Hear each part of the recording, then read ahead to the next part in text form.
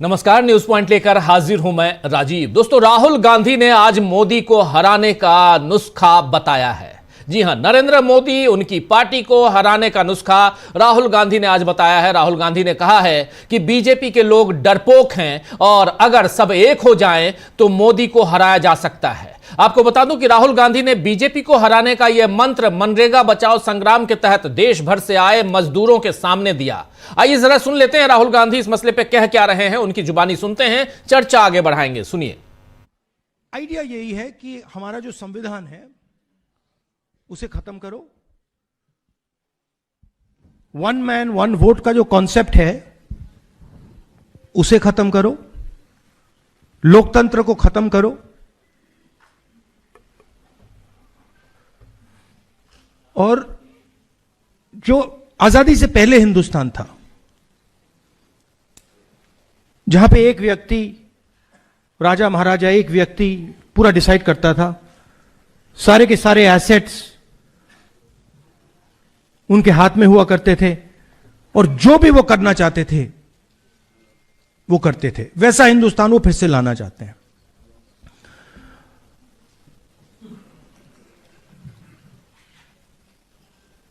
और इनकी इंटेंशन रुकने की नहीं है,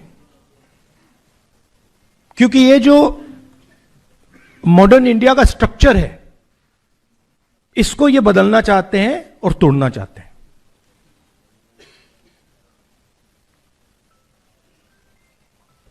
एक ही तरीका है इनको रोकने का, और मजदूरों को किसानों ने रास्ता दिखाया है।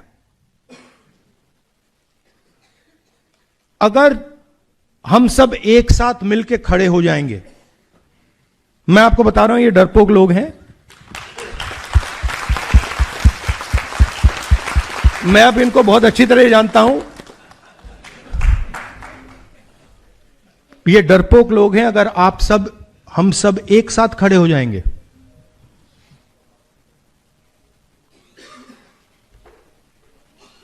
आप मनरेगा नाम देना चाहोगे या कोई और नाम देना चाहोगे?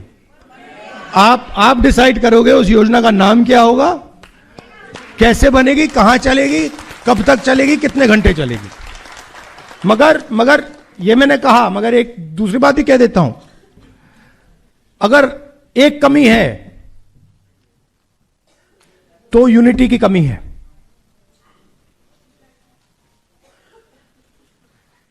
एक साथ गरीब लोग खड़े नहीं होते, अब होना पड़ेगा। और यह एक बहुत बड़ा मौका है।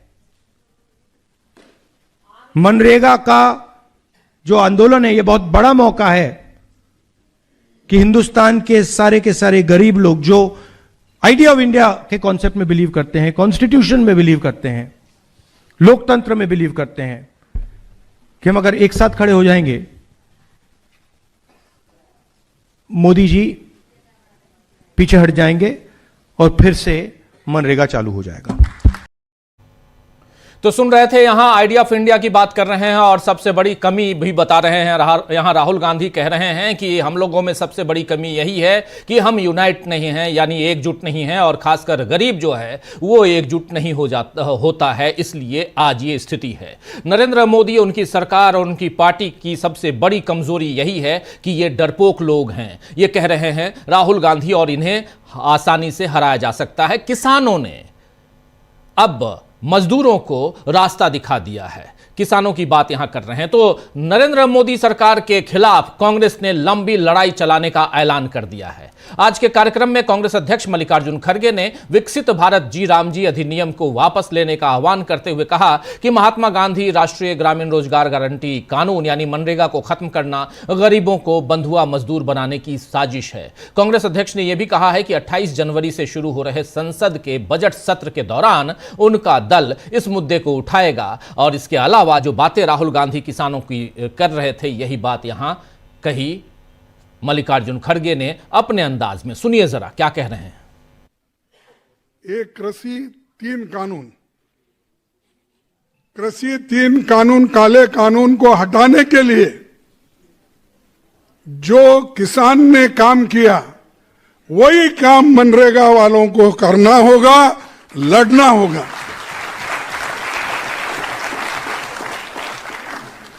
और दूसरी बात मैं ये कहूंगा कि जब तक आप नहीं लड़ते आपको कुछ नहीं मिलता। आपके अपने घर में ही अगर बच्चा रोता है, दूध नहीं पिलाएंगे तो रुकता नहीं, रोने का छोड़ता नहीं। तो ये तो आपका हकूक का है और आपके फ्यूचर जनरेशन के लिए भी फायदा का।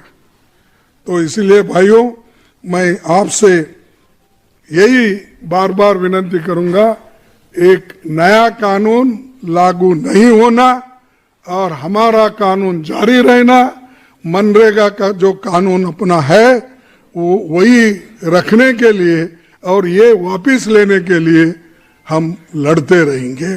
और इस लड़ाई में हम आपके साथ हैं, राहुल जी आपके साथ है, सोनिया जी आपके साथ है, मेरी पूरी पार्टी आपके साथ है। इसीलिए डरो मत, हम लड़ते रहेंगे और लड़ लड़कर जीतेंगे। तो डरो मत, हम लड़ते रहेंगे और लड़ लड़कर हम जीतते रहेंगे, यहां कह रहे हैं मल्लिकार्जुन खड़गे। आप जानते हैं जिसका संदर्भ, जिस रेफरेंस में यहां बात कर रहे हैं वो किसानों के आंदोलन का है। नरेंद्र मोदी को किसानों के सामने झुकना पड़ा था। उन्होंने कहा था कि शायद मेरी तपस्या में ही कोई कमी रह गई। किसानों का यह आंदोलन 13 महीने तक चला था और 3 काले कानून, किसान कहते थे कि इन 3 काले कानूनों को वापस लीजिए। वापस लेने में वक्त लगा, 13 महीने गुजर गए, 750 से ज्यादा किसानों की वहां शहादत हो गई और ये सब कुछ इतिहास के पन्नों में दर्ज है। डीबी लाइव के जरिए आप लोगों ने उस आंदोलन को खूब देखा, बहुत नजदीक से देखा, हम लोगों ने खूब उसकी रिपोर्टिंग की थी। इसलिए यहां सवाल उठता है कि क्या अब कांग्रेस इसी तरह का लंबा आंदोलन चलाने की तैयारी में है और क्या इससे बीजेपी को नुकसान होगा, यह देखना होगा। इधर महाराष्ट्र में भी चुनावी घमासान थम नहीं रहा है। अभी नगरीय निकायों के चुनाव खत्म हुए हैं और जिला पंचायत चुनाव की हलचल अब शुरू हो गई है।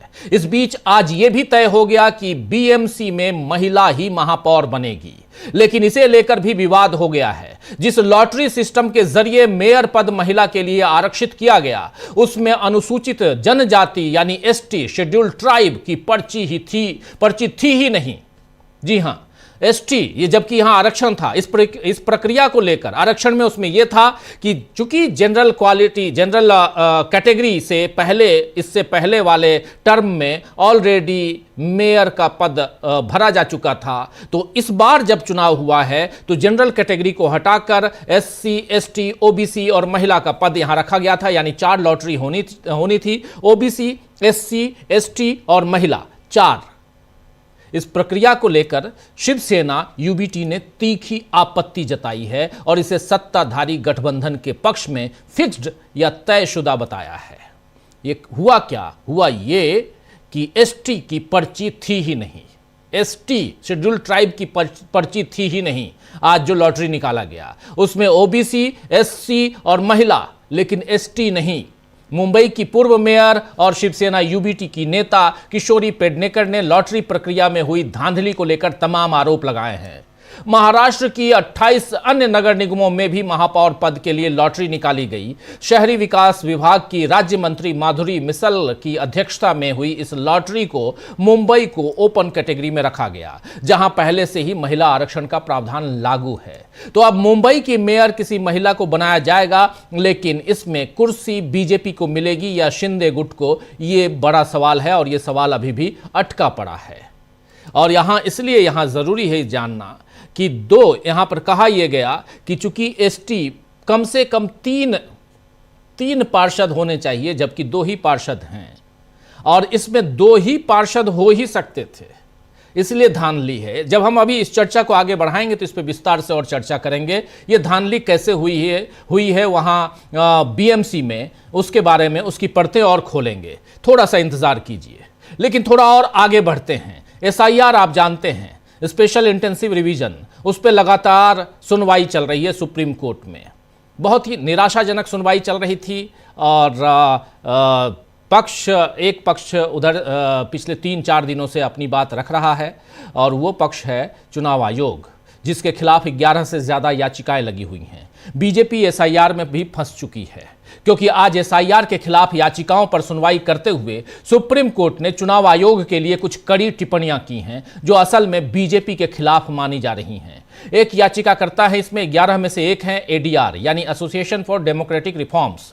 इसने आज कोर्ट में कहा है कि एसआईआर के दौरान चुनाव आयोग अपने नियमों का पालन नहीं कर रहा, अतिरिक्त दस्तावेज मांग रहा है। जैसे फॉर्म 6 में 6 दस्तावेज निर्धारित हैं, लेकिन एसआईआर में 6 हैं फॉर्म 6 में, एसआईआर में 11 मांगा जा रहा है, यानी अतिरिक्त दस्तावेज है। और इससे लाखों मतदाताओं के अधिकार प्रभावित हो सकते हैं। इस पर सुप्रीम कोर्ट ने कहा है कि वोटर लिस्ट के पुनरीक्षण से उन लोगों के लिए गंभीर नागरिक परिणाम हो सकते हैं जिनके नाम मतदाता सूची में शामिल नहीं किए जाते। कोर्ट ने यह भी कहा है कि चुनाव आयोग के पास व्यापक विवेकाधिकार है, लेकिन क्या वो इस तरह अपनी शक्तियों का प्रयोग कर सकता है जहां कोई नियंत्रण या न्यायिक समीक्षा ना हो? सुनवाई की बेंच में शामिल 2 जजों की बेंच है। यहां पर chief justice of India justice Suryakant हैं और जस्टिस जोय माल्या बागची हैं। जस्टिस बागची ने कहा है यहां पे कि कोई भी शक्ति निरंकुश नहीं हो सकती।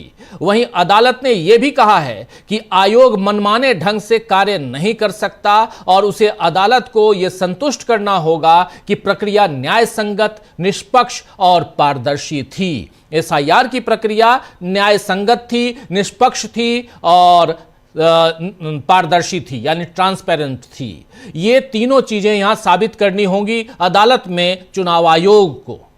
यह बात यहां कही गई है सुप्रीम कोर्ट की तरफ से, यानी निरंकुशता और पक्षपात का जो आरोप चुनाव आयोग पर विपक्ष लगाता रहा है, आज एक तरह से अदालत ने भी उस पर मुहर लगा दी है। अब इसके बाद क्या चुनाव आयोग बीजेपी के दबाव से मुक्त होकर काम कर पाएगा, यह देखना होगा। इस कानूनी और सियासी मसलों के अलावा बीजेपी अब धार्मिक मुद्दे पर भी उलझी हुई है दोस्तों।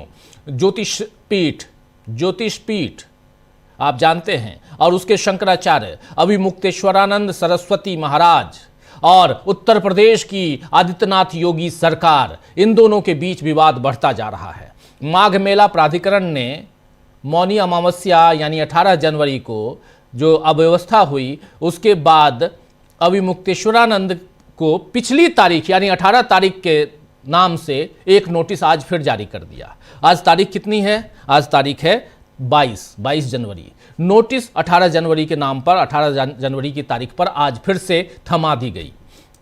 इस नोटिस जो थमाया गया है, इस नोटिस में उनके शिविर को दी गई जमीन और सुविधाओं को निरस्त करने और भविष्य में मेले और उनकी स्थायी एंट्री पर प्रतिबंध लगाने की धमकी दी गई है।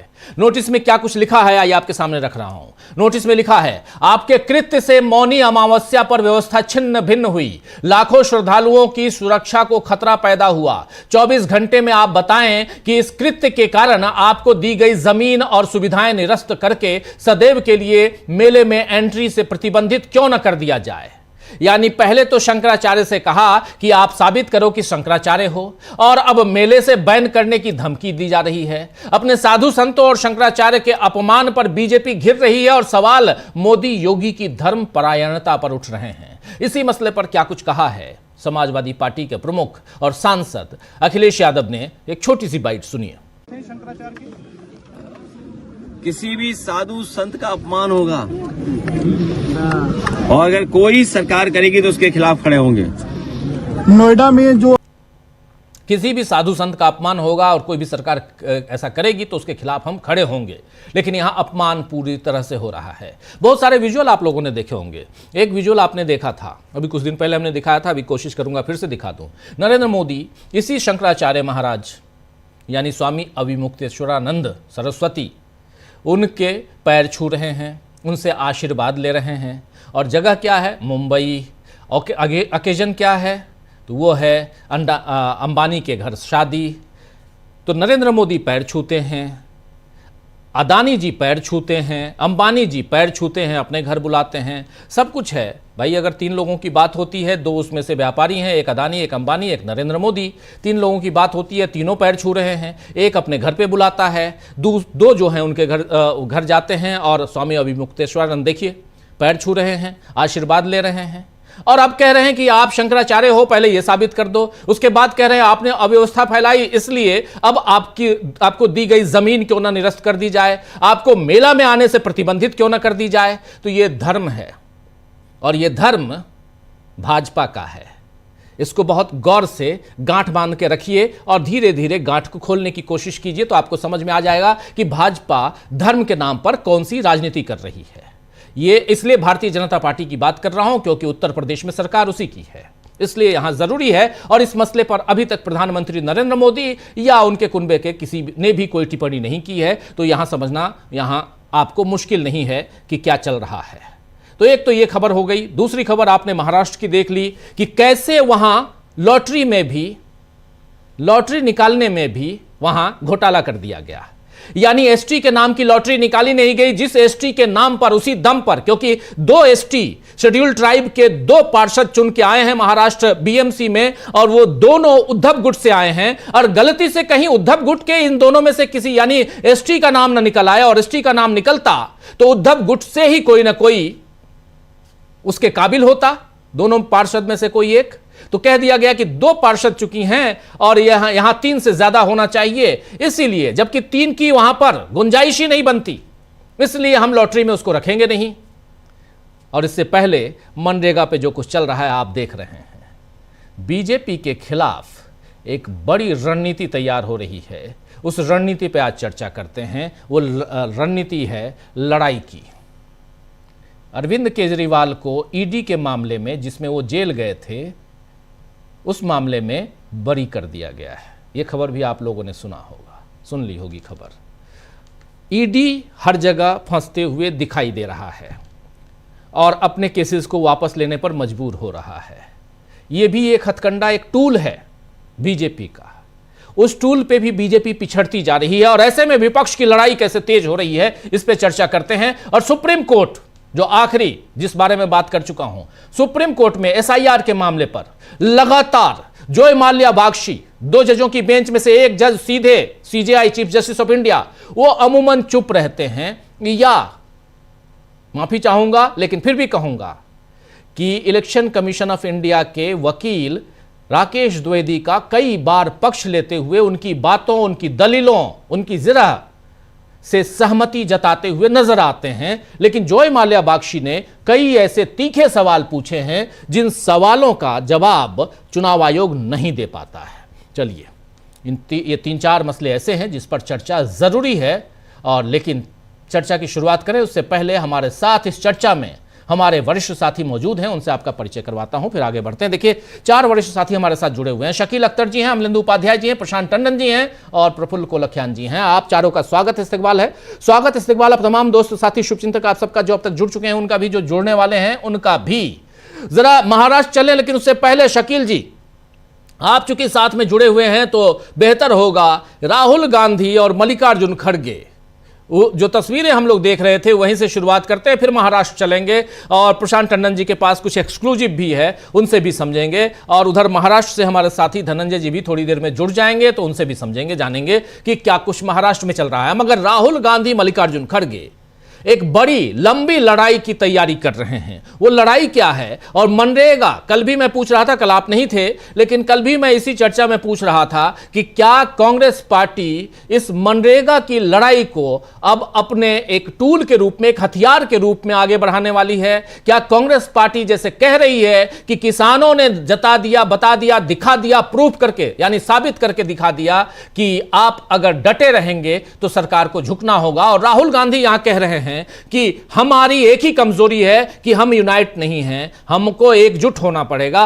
और एकजुट होंगे तो हम जीतेंगे। क्या चल रहा है अंदर खाने, शकील जी? एक तो आपने का जिक्र किया, आज की जो सबसे अच्छी तस्वीर है वो ये कि राहुल गांधी और मल्लिकार्जुन खड़गे दोनों ने गमछे बांधे, अपने कंधे पर कुदाली जिसे कहते हैं, और देश भर से आई हुई जो मिट्टी उसको वहां पे में डाला। वो तस्वीर होगी हमारे ख्याल में। जी जी जी, अभी दिखाते हैं, अभी लेके आते हैं स्क्रीन पे वो तस्वीर। तो ये जो है, ये बताने की कोशिश थी कि कांग्रेस किस तरह गांव के और गांव की मिट्टी के साथ में और गांव के जो मुद्दे हैं उनके साथ जो है खड़ी हुई है। राहुल पहले भी इसी तरह काम कर चुके हैं, उन्होंने सिर पे रख के तसला ढोया है। वो भी शायद अगर फोटो होगा नहीं तो हम देखते हैं, हम पहुंचा देंगे। तो राहुल जो है भट्टा परसौल की श्रम बात के है। बाद उससे पहले की है जी, ओडिशा की। हाँ, उड़ीसा की। जी, तो राहुल जो है वो श्रम के महत्व को अच्छी तरह समझते हैं और देश में श्रम जो है उसकी गरिमा बनाए रखने की जिम्मेदारी हमेशा सरकारों की होती है, जिसमें ये सरकार पूरी तरह सफल रही है। श्रम को ये सम्मान नहीं देती। तो आज की लड़ाई जो है वो इसी की लड़ाई है, जो राहुल ने बहुत अच्छी तरह समझाने की कोशिश की कि ये जो कॉन्सेप्ट था हमारा मनरेगा का, ये गरीबों को अधिकार देने का कॉन्सेप्ट था। ये काम देने वाली बात नहीं है सिर्फ इसमें यह है कि आपको अधिकार दिया जाए, जब आपको जरूरत हो तो आप काम मांगे, राहुल के शब्द ये, और जब आप काम मांगे तो आपको सम्मान पूर्वक काम दिया जाए। देश भर का मनरेगा मजदूर जो है आज जवाहर भवन में इकट्ठा हुआ था और राहुल का मैसेज वाकई अच्छा है। जो लोग आए थे उन्हें इसे गांव-गांव तक पहुंचाना चाहिए कि जीत आपकी होगी, इसमें कोई शक नहीं है। किसानों ने आपको रास्ता दिखा दिया है और किसानों की एकता ने यह बताया है कि अगर हमारे मजदूर ऐसे ही एक हो गए तो वापस मनरेगा उसी फॉर्म में आएगा जिस तरह इसको यूपीए सरकार ने लागू किया था। उन्होंने साफ कहा कि एकता की कमी है और बहुत बड़ी बात है। वो देश की जो मेहनतकश जनता है उसकी एकता की भी बात है और जो देश की राजनीतिक पार्टियां हैं उनकी भी एकता की बात है। सबका लक्ष्य एक ही है और वो लक्ष्य इसीलिए है कि अगर सब अलग अलग रहे तो सबको नुकसान उठाना पड़ेगा। मोदी जी की जो राजनीति है वो सबको मारने की है, किसी एक को मारने की नहीं है वो। तो इसमें राहुल का ये जो आह्वान है ये राजनीतिक भी है और ये सामाजिक भी है कि एक होइए, साथ में आइए। तो ये जो आपने कहा कि इसको एक टूल की तरह कांग्रेस इस्तेमाल करेगी, कांग्रेस इसको जो है आखिरी तक, फैसले तक लड़ाई लड़ेगी इसकी। जैसे किसान आंदोलन का उसने साथ दिया था और किसान आंदोलन का जो नतीजा हुआ वो सबने देखा जी, कि मनरेगा की वापसी तक, और ये बहुत जरूरी चीज है। देखिए, जो हम बता रहे थे कि राहुल ने सिर पे अपने तसले भी ढोए, खेतों में भी उन्होंने काम किया है, वो तो अभी हरियाणा की बात है कुछ दिनों पहले तक की। तो राहुल जो है इस देश मेहनतकश जनता के एक ऐसे प्रतीक हैं जो ये हमेशा बताते कि इसमें शर्म की बात नहीं है, इसमें लोगों के साथ खड़े होने की बात है, एकजुटता की बात है। और देश जो बनता है वो मेहनत से ही बनता है, मेहनतकशों से ही बनता है। मोदी सरकार इसके ठीक उलट काम करती है। उसे जनता से कोई मतलब नहीं, वो तो कर्तव्य की बात करती है, अधिकार की बात नहीं करती। राहुल अधिकार की बात कर रहे थे कि तुम्हारा अधिकार है ये। तो ये एक बहुत बड़ी बात है। आज उनका गमछा बांधना, कुदाल कंधे पे रखना, मिट्टी जो लाए हुए थे किसानों की उनको लेना, देखना और उनको वहां पे डालना, पौधों में डालना, तो ये जो है एक प्रतीकात्मक तक नहीं है जो प्रतीकात्मकता बीजेपी दिखाती है। ये जुड़ाव की बात है सीधी सीधी, कि वो जुड़े हैं उनसे। तो आज का ये जो सम्मेलन है ये बहुत ही महत्वपूर्ण सम्मेलन है। इसकी गूंज जो है दूर दूर तक जाएगी और कांग्रेस इसको अभी लगातार जारी रखेगी। और जैसा कि कांग्रेस अध्यक्ष ने कहा, 28 तारीख से संसद का बजट सत्र शुरू होने वाला है, वहाँ इसको कांग्रेस जो है बहुत जोर शोर से उठाने वाली है। और एक बात और बोल दें हम कि जो मल्लिकार्जुन खड़गे ने एक बहुत अच्छी बात कही है, जो असली बात है। जैसे राहुल की एक असली बात क्या है कि ये गरीब को अधिकार देने का कॉन्सेप्ट था, और मल्लिकार्जुन खड़गे क्या है कि ये आपको बंधुआ मजदूर बनाने की साजिश है, जिसको हम लोग पहले भी बोल चुके हैं। बंधुआ मजदूर जो होता है उसको उतना भर खाने को दिया जाता है जिससे वो जिंदा रहे, उसके अधिकार का तो सवाल ही नहीं उठता। और वाकई ये जो है गरीब को, गांव के लोगों को, किसान को, मजदूर को, सबको बंधुआ मजदूर बनाने की साजिश है। और इसको लोगों को ही समझना पड़ेगा। जब तक लोग नहीं समझेंगे, राहुल ने कहा तुम एकता नहीं करोगे, तब तक ये लड़ाई जो है थोड़ी मुश्किल रहेगी। जिस दिन एक हो गए, समझ गए, लड़ाई आसान हो जाएगी। जी राजीव जी। जी बिल्कुल बिल्कुल, आप सही कह रहे हैं। एकता की बात यहाँ, यूनिटी की बात राहुल गांधी कर रहे थे और बहुत इंपॉर्टेंट बात यहाँ हो रही थी। राहुल गांधी पे चर्चा और आगे करेंगे, लेकिन जरा चलते हैं उधर महाराष्ट्र में जो आज खेल हुआ है। प्रशांत टंडन जी, ये खेल और उसमें साफ साफ धांधली, दिन में चारों तरफ रोशनी, उसके बाद क्या कुछ हुआ बीएमसी में, जरा बताइए। निकलनी थी कि अगला मेयर समाज के किस वर्ग का होगा। 2 बार मेयर जो है वो जनरल कैटेगरी का रह चुका है। तो इस बार लॉटरी में महिला, एससी, एसटी, ओबीसी, ये 4 कैटेगरियां थी। और आप देखिए कि जैसा आपने शुरू में कहा कि बहुत साजिशन शेड्यूल्ड ट्राइब के साथ बीजेपी ने धोखा कर दिया। इतनी बड़ी बात करते हैं ये लोग, मोदी जी भाषण देते हैं, लेकिन पीठ पे छुरा भोंका है आदिवासियों के कि उनका हक था। इस बार उनके नाम की लॉटरी लग सकती थी, क्योंकि केवल उद्धव ठाकरे के पास ही शेड्यूल्ड ट्राइब कैंडिडेट थे। तो एक नया नियम, और न मालूम वो कब आ गया, कि कम से कम 3 आदिवासी कैंडिडेट होंगे, कॉर्पोरेटर होंगे, चुन के आएंगे, तभी वो लॉटरी में पार्टिसिपेट कर सकते हैं। अब आप देखिए क्यों ये फ्रॉड है और क्यों ये हक, मैं कह रहा हूं कि पीठ पे छुरा मौका है। वार्ड नंबर 53 और वार्ड नंबर 121, ये 2 वार्ड हैं जो एसटी रिजर्व वार्ड है, शेड्यूल्ड ट्राइब रिजर्व वार्ड। इन दोनों से शिवसेना उद्धव ठाकरे कैंडिडेट जीत कर आए। तो जब रिजर्व कैटेगरी के वार्ड ही 2 हैं, तो आपने मिनिमम 3 की कैटेगरी क्यों रखी? तो ये आप ये जानते थे कि तीसरा कोई मिलेगा नहीं, तो वो क्वालिफाई नहीं करेंगे। तो ये पीठ पे छुरा जो है शेड्यूल्ड ट्राइब के मारा गया। हम ये नहीं कह रहे हैं कि बन ही जाता, लेकिन एक मौका तो था। हाँ, लॉटरी में तो रखना चाहिए था।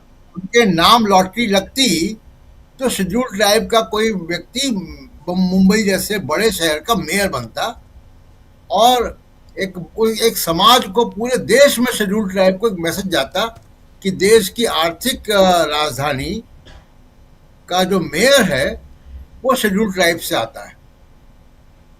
तो ये बीजेपी ने किया कि उसको पता नहीं वो कब वो नियम जो है वो नया बन गया, और वो तीसरे 3 कैंडिडेट का एक शर्त आ गई जी। अब बाकी खींचतान जो है वो शिवसेना, एकनाथ शिंदे और बीजेपी के अंदर जारी है। उसमें मैं कल भी हम लोगों ने चर्चा की थी कि संकेत ये है कि एकनाथ शिंदे जी ने सरेंडर कर दिया है, बीजेपी का ही बनेगा, जो बीजेपी चाहेगी वो होगा। तो ये बड़ा एक यू टर्न मुंबई की पॉलिटिक्स में आया है, और इसके बड़े दूरगामी परिणाम होंगे, देश भर में मैसेज जाएगा। और जहां तक मनरेगा की बात है राजीव जी, मनरेगा में देखिए खेल क्या है, कहाँ सरकार फंस रही, जल्दबाजी में किया। आपको याद होगा कि पहले वो महात्मा गांधी का नाम हटा के उन्होंने पूज्य बापू शायद रखा था नाम जी, और उसके बाद फिर बापू का भी हटा दिया, और उसके बाद वो ये जी राम जी ले आए, और ये बहुत जल्दबाजी में फैसला हुआ जी। उसकी कोई पॉलिटिकल जो है और उसकी आर्थिक कॉस्ट को देखा नहीं गया, पॉलिटिकल कॉस्ट को नहीं देखा गया। अब ये कैसे गड़बड़ होगा? देखिए पिछले बजट में मनरेगा में 86,000 करोड़ रुपए रखे गए थे। ये पैसा लगभग पूरा का पूरा पैसा पेंडिंग पेमेंट में खर्च हो गया। अभी 6,000 करोड़ से ऊपर, और एग्जैक्ट फिगर मैं बता दूं अगर, कि 6,434 करोड़ रुपए पेंडिंग है वेजेस का मनरेगा में। राजीव जी, हम जानते हैं कि काम खत्म होने के 15 दिन बाद पेमेंट रिलीज होना कानूनी है जी। उसमें एक भी दिन का लेट होता है तो प्रतिदिन के हिसाब से उस मजदूर को कॉम्पनसेशन मिलता है। कितना भी लेट होगा। अब आप देखिएगा कि जो अगर राज्यों का पेंडिंग अब देखें कितना कितना पेंडिंग है सेंटर के ऊपर, तो आंध्र प्रदेश का 99%, असम का 99%, बिहार का 97%, छत्तीसगढ़ का 98%, झारखंड का 99%, कर्नाटका का 99%। ये देनदारी है सेंटर की। अब स्थिति ये है कि नया काम नहीं निकल रहा है क्योंकि वो कानून खत्म हो गया, नया कानून आ गया। नए कानून के ग्राउंड रूल्स अभी बने नहीं है जी। उसमें राज्यों को 60% खर्च करना है वेजेस में। तो राज्यों को अगर 60% खर्च करना, तो कौन सा राज्य तैयार होगा? ग्राउंड रूल्स बनेंगे, उसके बाद होगा। अब नया कानून क्योंकि लागू हो चुका है और पुराना कानून अब निरस्त हो चुका है, तो अब जो रबी की कटाई की फसल आएगी, यानी जो मुख्य उसकी जो क्रॉप है गेहूं, जिसमें बड़ी संख्या में मजदूरों को काम मिलता था और उनकी बार्गेनिंग पावर थी, वो बार्गेनिंग पावर खत्म हो गई कटाई के पहले। यही होली के बाद वो सीजन शुरू हो जाएगा। मार्च के महीने में, मार्च अप्रैल में कटाई होगी गेहूं की और रबी की फसल की जी। तो आप देखिए कि पिछला पैसा मिला नहीं, मजदूर की बार्गेनिंग पावर खत्म हो चुकी है, नया काम अभी बना नहीं है क्योंकि स्टेट्स अभी रूल्स बना रहे हैं, स्टेट अभी तय कर रहे हैं कि प्रोजेक्ट कौन सा होगा। ग्राम सभाएं तय नहीं करेंगी, वो सीधे पीएमओ तय करेगा पूरे देश की ग्राम सभा का कि कौन, मतलब सेंटर तय करेगा। तो ये इतनी अफरा तफरी होगी, तो अब धीमे धीमे लोगों को समझ में आएगा जब काम ही नहीं मिलेगा और ना पिछला पेमेंट मिल रहा है, जी, ये कहां से करेंगे। तो इससे जो है गुस्सा जो है बढ़ना बड़ा स्वाभाविक है। और मुझको लगता है कि मोदी जी ने इसकी जो इकोनॉमिक कॉस्ट है और जो पॉलिटिकल कॉस्ट है, इन दोनों को कैलकुलेट नहीं किया। इस घमंड में रहे कि हिंदू मुसलमान की पॉलिटिक्स से हम इस सब चीज़ों को हम बड़ी लकीर खींच लेंगे, लेकिन अब वो हो नहीं पा रहा है, ना गोदी मीडिया से ना हिंदू मुसलमान से। जी बिल्कुल बिल्कुल बिल्कुल, आप सही कह रहे हैं कि ये हो नहीं पा रहा है। जैसा चाह रहे हैं नरेंद्र मोदी, वैसा कर नहीं पा रहे हैं। परिस्थितियां बदलती हुई नजर आती हैं और ऐसे में राहुल गांधी का ये आह्वान कि एकजुट हो जाओ, जैसे किसी ज़माने में दुनिया के मजदूरों एक हो जाओ का नारा बुलंद हुआ था और उसके बाद आप जानते हैं 1 मई मजदूर दिवस मनाया जाता है पूरी दुनिया में, वैसे ही यहाँ पर मजदूरों एक हो जाओ का नारा आज बुलंद कर रहे थे राहुल गांधी। हमारे साथ धनंजय जी भी जुड़ गए हैं। धनंजय जी, आपके पास ही आता हूँ, आपका स्वागत है और आपके पास ही आता हूँ। आपके पास आने से पहले एक बाइट सुनाना चाहता हूँ आप सबको, बाइट सुनिए और उसके बाद चूंकि धनंजय जी मुंबई से जुड़े हुए हैं, थोड़ा मुंबई पे और विस्तार से चर्चा करना ज़रूरी है। मनरेगा और इन तमाम मसलों पे भी चर्चा करेंगे हम, लेकिन पहले ज़रा मुंबई पे, क्योंकि वहाँ खेला हो गया है और खेला में एसटी कैटेगरी को लाया ही नहीं गया अगर लॉटरी सिस्टम में, यानी ड्रॉ के समय, तो इसका मतलब है कि कुछ ना कुछ अंदर खाने और बता दिया गया, नियम कुछ और बना दिया गया। ये नियम कब बनाया गया, क्या हुआ, ये पता नहीं, लेकिन पहले ही बनाया गया होगा। जब बैक डेट में स्वामी अभिमुक्तेश्वरानंद को चिट्ठी दी जाती है, डिलीवर की जाती है, तो बैक डेट में बहुत कुछ हो सकता है। सरकार अपनी है, ऊपर भी नीचे भी, यानी डबल इंजन की सरकार, तो सब कुछ हो सकता है। उस पे चलते हैं, लेकिन उससे पहले जरा सुनिए इस बयान को।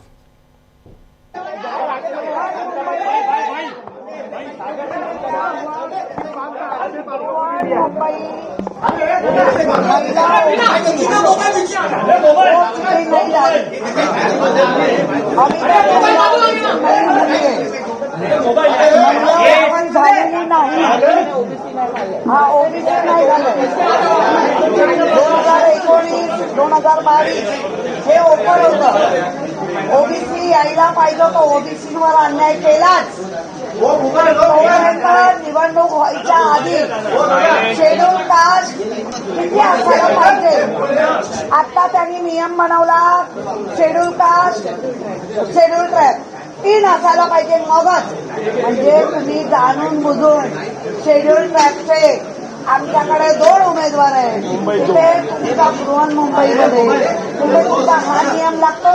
याचा अर्थ लॉटरी ठरवून केली म्हणून या संपूर्ण लॉटरी सिस्टम आणि त्यांच्या असलेलं निवडणूक प्रक्रिया याचा आम्ही धिक्कार करतो, निषेध करतो. किशोरी पेडनेकर ये हैं यूबीटी शिवसेना की नेता और पूर्व मेयर हैं, और इन्होंने साफ साफ बताया मराठी में कि आखिर खेला क्या हुआ है और यहाँ कैसे एसटी को हटा दिया गया है। धनंजय जी, सही कह रहा हूँ? आप चूंकि वहाँ बैठे हैं और मुझसे बेहतर समझ रहे होंगे इस खबर को, और गहराई से आप समझ चुके होंगे। जरा बताइए कि हुआ क्या आज। देखिए, जो आपने अभी बयान दिखाया वो तो स्पष्ट है, और ये दिन में ही आ गया था जब ये हुआ कि जब शिवसेना यूबीटी ने बाकायदा कहा कि बेईमानी हुई है और पहले से नहीं क्यों बताया गया। अगर कोई नियम में परिवर्तन करना था तो पहले आप बताते। देखिए, ये सरकार जो है जैसे बनी है, वोट चोरी और क्या क्या जिक्र होता रहा।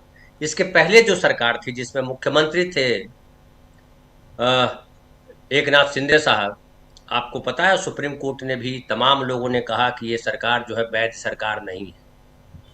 तो जो सरकार वैध सरकार नहीं होकर के उनसे वैधता की अपील कीजिए, उनसे अपेक्षा कीजिए कि संवैधानिक तरीके से चीजें करेंगे, वो नहीं पॉसिबल। तो जब ये हुआ कि शेड्यूल्ड ट्राइब 2 सीटें हैं, दोनों सीटें यूबीटी के पास है, शिवसेना यूबीटी के पास, उसी समय ये संदेह था कि गड़बड़ी करेंगे। और गड़बड़ी देखिए, जब वोटिंग में ईवीएम में गड़बड़ी होती है तो ये तो लॉटरी निकालना है।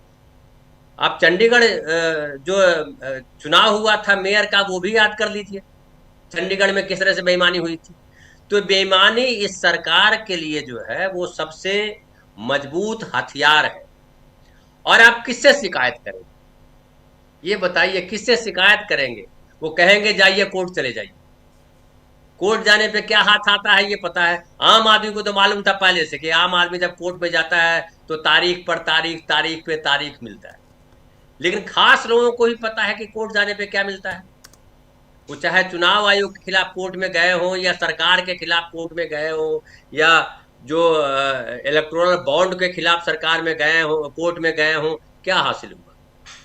सारे फैसले जो है वो सरकार सम्मत फैसले हुए, संविधान सम्मत नहीं, सरकार सम्मत फैसले।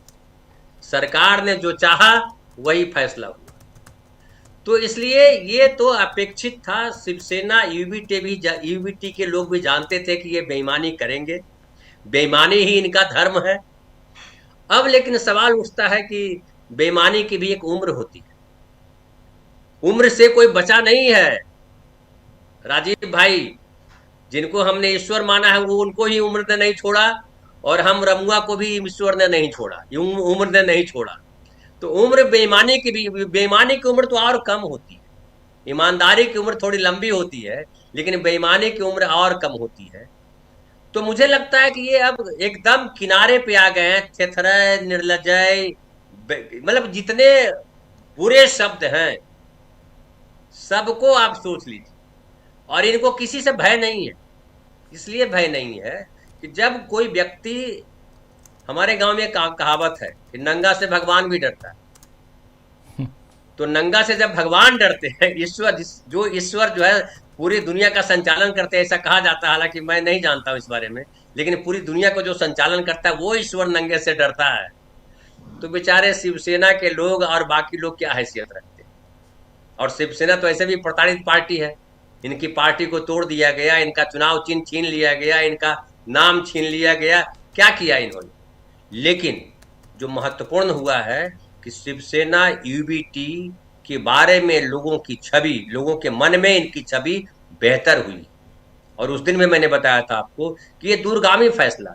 एक और बात मैं आपको बताऊं कि जो जहां पे शेड्यूल्ड ट्राइब सीट दिया गया है कल्याण डोंबिवली, याद कीजिए जी, कल्याण डोंबिवली में शेड्यूल्ड ट्राइब सीट मिली है, और वहां पे सबसे बड़ी पार्टी जो है इनकी है, एकनाथ शिंदे जी की पार्टी। ये भी आपने खबर सुनी होगी, उस दिन हमने बताया भी शायद था, बाद में और खबर आई कि राज ठाकरे के 5 नगर पार्षद भी जो है उसके साथ शामिल हो गए। बाद में हुआ कि उनको हटाया जाएगा, निकाला जाएगा, वगैरह वगैरह, लोकल लेवल पे हुआ। कुछ और लोगों को जोड़ करके तो वहां कोशिश की जा रही है कि किस तरीके से शिवसेना शिंदे की पार्टी का मेयर बन जाए। ठाणे में भी इनकी यही कोशिश है। लेकिन तमाम कोशिशों के बाद ये तो अपेक्षित था, ये होना ही था। लेकिन मुझे लगता है कि ये जो जनरल सीट किया है मुंबई के लिए, या मुंबई केवल नहीं किया है, जनरल महिला सीट किया है, मुंबई किया है, नासिक किया है, 9 जगह है, 9। हाँ, मुंबई, पुणे, नागपुर, नासिक, धुले, नागपुर, मालेगांव और नवी मुंबई, इतने सारी जगहों पे हुआ है। और तो सामान्य महिला, अब ये भी आता है कि अब पहली बार महिला के लिए इसमें मालेगांव भी है, भिवंडी निजामपुर है, नांदेड़ बघाला है, ये सब है जी। ये सामान्य महिला वर्ग जी। तो अब जो है बताइए कि जब एक तो महिला का आरक्षण बहुत लंबे संघर्ष के बाद हुआ है, तो अब ये देखिए, चालाकी देखिए कि आप इसका खुल करके उस तरीके से विरोध भी नहीं कर सकते, क्योंकि आपको महिला विरोधी करार दे दिया जाएगा कि देखिए महिलाओं को मिला है तो उससे भी इनको नाराजगी है।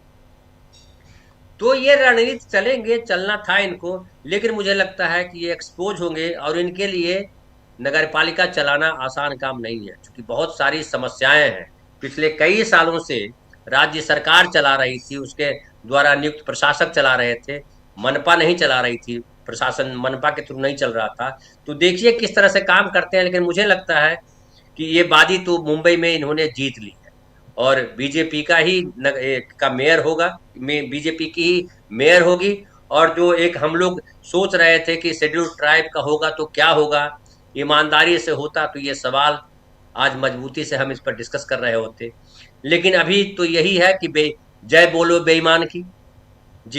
जी बिल्कुल, जय बोलो बेईमान की। यानी बेईमानी से यहाँ जो कुछ हुआ वो आप सबके सामने है, और बेईमानी किस हद तक हो रही है इसका यहाँ जिक्र किया जा रहा है। आना चाहता हूँ प्रफुल्ल जी आपके पास, और आपसे जरा इस महाराष्ट्र से इतर जरा कांग्रेस की नीतियों रणनीतियों पे आपसे चर्चा करते हैं, और फिर अमलेंदु जी के पास आता हूं। और एसआईआर पर भी बहुत कुछ है। अमलेंदु जी आपके पास एसआईआर से रिलेटेड जानकारी और लेना चाहूंगा। कल और आज 2 दिन एसआईआर पर, यानी स्पेशल इंटेंसिव रिवीजन पर जो टिप्पणियां आई हैं सुप्रीम कोर्ट की तरफ से, अब तो एक्चुअली भरोसा नहीं होता। जो टिप्पणियां आती हैं, जो कमेंट्स आते हैं जजेस की तरफ से, वो कुछ और आते हैं, फैसला कुछ और आता है। इसलिए उतने उत्साहित होने की ज़रूरत, लोग कहते हैं कि उत्साहित मत होइए क्योंकि फैसला कुछ और आएगा, तो उस पर भी चर्चा करेंगे हम। लेकिन पहले ज़रा मनरेगा से रिलेटेड और जो सवाल लेकर मैं आया था सबसे पहले शकील जी के पास, शकील जी के बाद प्रशांत जी ने भी उस पर अपनी टिप्पणी की। ज़रा आपसे समझना चाहता हूं कि क्या यहाँ पर राहुल गांधी एक सोची समझी रणनीति के तहत काम कर रहे हैं? सीधा सपाट सवाल आपसे करना चाह रहा हूं। नेता राजनेता हैं, जरूर राजनीति और सोची समझी रणनीति पे ही काम कर रहे होंगे, लेकिन सवाल ये उठता है कि चुनाव दर चुनाव, पिछले 6 चुनाव जिसमें आप देखिए झारखंड और जम्मू कश्मीर को छोड़ दीजिए, बाकी 4 चुनाव जिसमें दिल्ली भी है, हरियाणा है, महाराष्ट्र है और बिहार है, चारों में बीजेपी या बीजेपी का गठबंधन जीता है। और ऐसे में यहाँ पर एक बड़ी चुनौती कांग्रेस पार्टी के सामने है। मनरेगा उस चुनौती को कितना पार लगाएगा? ये जो पूरा का पूरा अभियान है कैसे दिखाई देता है? यहाँ राहुल गांधी और मल्लिकार्जुन खड़गे की बातों में कितना दम है?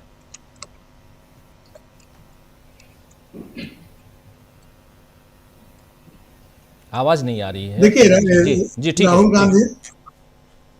राहुल गांधी ने निश्चित रूप से चुनावी पराजय की बात आपने यहाँ पर कही है, लेकिन थोड़ी सी असहमति के साथ कि बिहार में जिनसे पराजय का खतरा होता है हमारे लोकतंत्र में, बिहार में उससे पराजय कांग्रेस को नहीं हुआ है।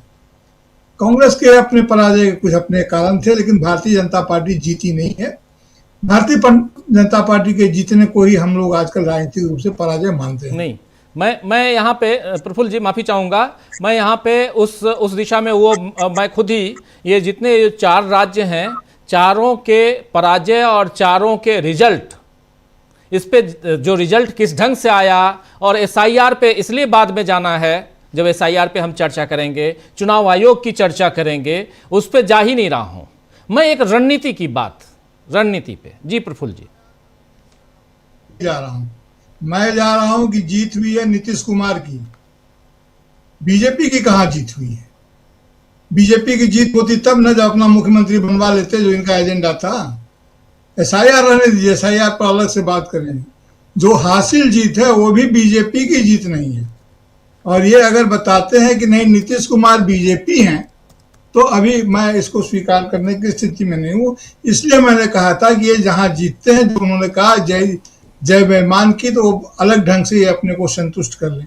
महाराष्ट्र में भी जो बात हो रही है, ये अपने आप को जीता हुआ कह रहे हैं। अगर जीता हुआ होते तो आज अपना मेयर बनवा लेते ना। ये जो तकनीक और देखिए, अवैध सरकार चलाने का तो इनको अनुभव है, जितना इनको अनुभव है अवैध सरकार चलाने का और संवैधानिक कानूनों को लागू रखने का। इलेक्टोरल बॉन्ड था, तो वो तो रहने दीजिए, इसलिए उसकी बात मैं नहीं कर रहा हूं। मैं कह रहा हूं, रही बात चुनावी मुद्दों को, चुनावी हार जरूर हुई है कई बार अगर कहें भी तो, लेकिन मुद्दों की हार नहीं हुई है। राहुल गांधी जिन मुद्दों को पकड़ के चल रहे हैं, क्योंकि मुद्दों का, लोकतंत्र में मुद्दों का होना जरूरी है, और मुद्दों के कारण हम अगर देखेंगे तो निश्चित रूप से मनरेगा एक बहुत जबरदस्त मुद्दा है। और यह भी लोगों को पता ही होगा कि मनरेगा के पक्ष में कांग्रेस में भी शुरू में जब मनरेगा लाया जा रहा था, उस समय में बहुत सकारात्मक रुख नहीं था। डॉक्टर मनमोहन सिंह का भी, वे उनकी इकोनॉमी जो अर्थशास्त्र के जिसके वो ये थे, वो नहीं थे। लेकिन वहां पर जो जादरेज थे, एनएससी का, नेशनल एडवाइजरी काउंसिल ने इसे लागू करवाया था। इस पर काफी बहस हुई थी नेशनल एडवाइजरी काउंसिल में, और मनमोहन सिंह को ये कहा गया था कि हम लोग इस पर विचार करें। कांग्रेस एक पार्टी ने इस पर विचार किया और तमाम लोगों ने विचार किया, तो सरकार ने इसका अध्ययन करवाया और इसको अनुकूल पा करके इसे लागू करवाया। तो मनरेगा जो है सो राइट टू वर्क, वहां पर हम काम मांग सकते थे, काम मांगने का अधिकार छीन लिया गया। जब हमको, जैसे हम जानते हैं वर्क ऑन डिमांड, जैसे हमारा चेक लिखा जाता है ना, दो तरह के चेक होते हैं, इसको डीपीएन टीपीएन आदि आदि बोलते हैं। डीपीएन का मतलब होता है रुपया जो है वो डीपीएन है, डिमांड प्रोमिसरी नोट होता है। इस नोट को जब भी हम रखेंगे सामने, तो ये भी प्रोमिसरी नोट है, और एफडी वगैरह है वो टीपीएन है, टाइम प्रोमिसरी नोट है, जो टाइम आने पर आपको मिलेगा। लेकिन डीपीएन तो डायरेक्ट मिलता है। तो डीपीएन की तरह वर्क जो राइट है, ये राइट टू वर्क जो था, जब हमको काम की जरूरत होगी और हमारा जो अलॉटेड टाइम है, तो हमारे अकाउंट में जैसे पैसा बाकी रहता है, वैसे अकाउंट में हमारे वर्क डेज बाकी हैं, तो हम उस वर्क डेज का डिमांड कर सकते हैं। ये बहुत बड़ा अधिकार था और जो इस कानून ने दिया था। अभी जो उसमें कंपनसेशन की बात अभी कर रहे थे कि लगभग जो है सो 90% से ज्यादा वेज पेंडिंग है, तो ये पेंडिंग जो है उसमें उनको कंपनसेशन देना है, उसका रेट ऑफ इंटरेस्ट चालू हो जाएगा। ये सारी बातें जो है सो कई हजार करोड़ रुपया बाकी है स्टेट गवर्नमेंट का। स्टेट की तरफ से कंट्रीब्यूशन है वो अभी बढ़ा दिया गया, जबकि स्टेट गवर्नमेंट सब लगातार ऋण से लदे हुए हैं। और भारत सरकार का जो जिसको फाइनेंस कमीशन बोलते हैं, फाइनेंस कमीशन को भी जिस ढंग से, पहले कभी लोग फाइनेंस कमीशन को मैनिपुलेट नहीं करते थे इंटरनल रिसोर्सेज के बंटवारे में, लेकिन अब इंटरनल रिसोर्सेज के डिस्ट्रीब्यूशन में फाइनेंस कमीशन को भी डिस्टर्ब और मैनिपुलेट कर रहे हैं। और ऐसी स्थिति में स्टेट कहाँ से पैसा लाएंगे, और स्टेट के पास अगर पैसा नहीं होगा तो ये लागू नहीं होगा। आपको यह भी जानकारी में होगी, पश्चिम बंगाल में भी चुनाव है, चुनाव में मनरेगा एक दूसरे शक्ल में लागू है। ये पहले ही कर दिया गया है, क्योंकि इतना पेंडिंग होता है, लेबर पेमेंट समय पर आता नहीं है, दूसरे तरह के प्रॉब्लम्स खड़े हो जाते हैं। इसलिए राहुल गांधी और मल्लिकार्जुन खड़गे ने जो ये रुख अख्तियार किया है, ये बिल्कुल सही रुख अख्तियार किया है, और यह एक निर्णायक हुआ। लेकिन एक बार जो एक चेतावनी है इसमें, उस चेतावनी को याद रखना चाहिए व्यवस्था को और पूरी दुनिया को। उन्होंने कहा है कि गरीबी के आधार पर लोग संगठित नहीं होते हैं, गरीबी पर लोग एक मत नहीं होते हैं। गरीब लोग, ये जो पॉइंट है कि गरीब लोग एक मत नहीं होते हैं। जिस दिन आर्थिक आधार पर ध्रुवीकरण की प्रक्रिया शुरू हो जाएगी, उस दिन भारी उथल पुथल मचेगा। इसका संकेत राहुल गांधी कर रहे हैं कि कृपया करके राजनीति को, लोगों को आर्थिक आधार पर ध्रुवीकृत होने की तरफ न जाने दें। पूरी दुनिया में मैं तो ये कहता हूं कि मागा से लेकर मनरेगा तक एक ही हलचल है एक ही तनाव है। पूरी दुनिया जब ये कह रहे हैं आज, उन्होंने मार्क कुर्नी जो कहा कि रूल बेस्ड ऑर्डर नहीं रहा है, सब दुनिया में नहीं रहा, या भारत में तो कभी नहीं रहा। यहाँ शासन, कानून का शासन नहीं, शासक का कानून चल रहा है अभी 10-15 साल से। जो वो कहते हैं वही कानून है, जो वो कहते हैं वही धर्म है, जो वो कहते हैं वही नीति है, जो वो कहते हैं वही तपस्या है। तो ऐसे समय में आज जो साहस के साथ कांग्रेस पार्टी और उसके नेता राहुल गांधी, मल्लिकार्जुन खड़गे इस उम्र में जब अपना वो वाना धर के प्रतीकात्मक रूप से जिस लड़ाई को आगे बढ़ाने की कोशिश कर रहे हैं, अगर मजदूरों को इस बात समझ में आ गई, अभी जो बात हो रही थी, हालांकि देखिए दुनिया में कैसे नक्शा बदल रहा है। वहां उन्होंने कहा कि दुनिया के मजदूरों एक हो, वो हावेल के लेख का जो लेख था, जो पावर ऑफ पावरलेस के लेख का उल्लेख कर रहे थे कि दुनिया के मजदूरों एक हो लगा करके हम लोग काम करते थे, अब उस स्टिकर को हटा देने की जरूरत है।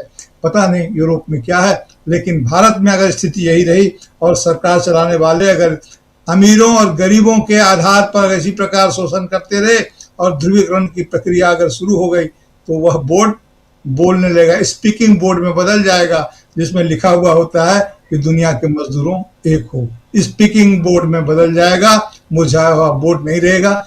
इसीलिए इस नीति को कांग्रेस पार्टी, राहुल गांधी जिस ढंग से आगे बढ़ा रहे हैं वह बहुत ही कारगर है। सवाल यह है कि इस देश के लोग इस भाषा को समझें, इस देश के राजनीति को संचालित करने वाले अन्य लोग इस भाषा को समझें, इस गहराई और इस संकेत को समझें। राहुल गांधी कई बार ऐसी बातें कह जाते हैं जिसका अर्थ समझने में देश को थोड़ा देर लगता है, 4-5-6 महीना बाद समझ में आता है।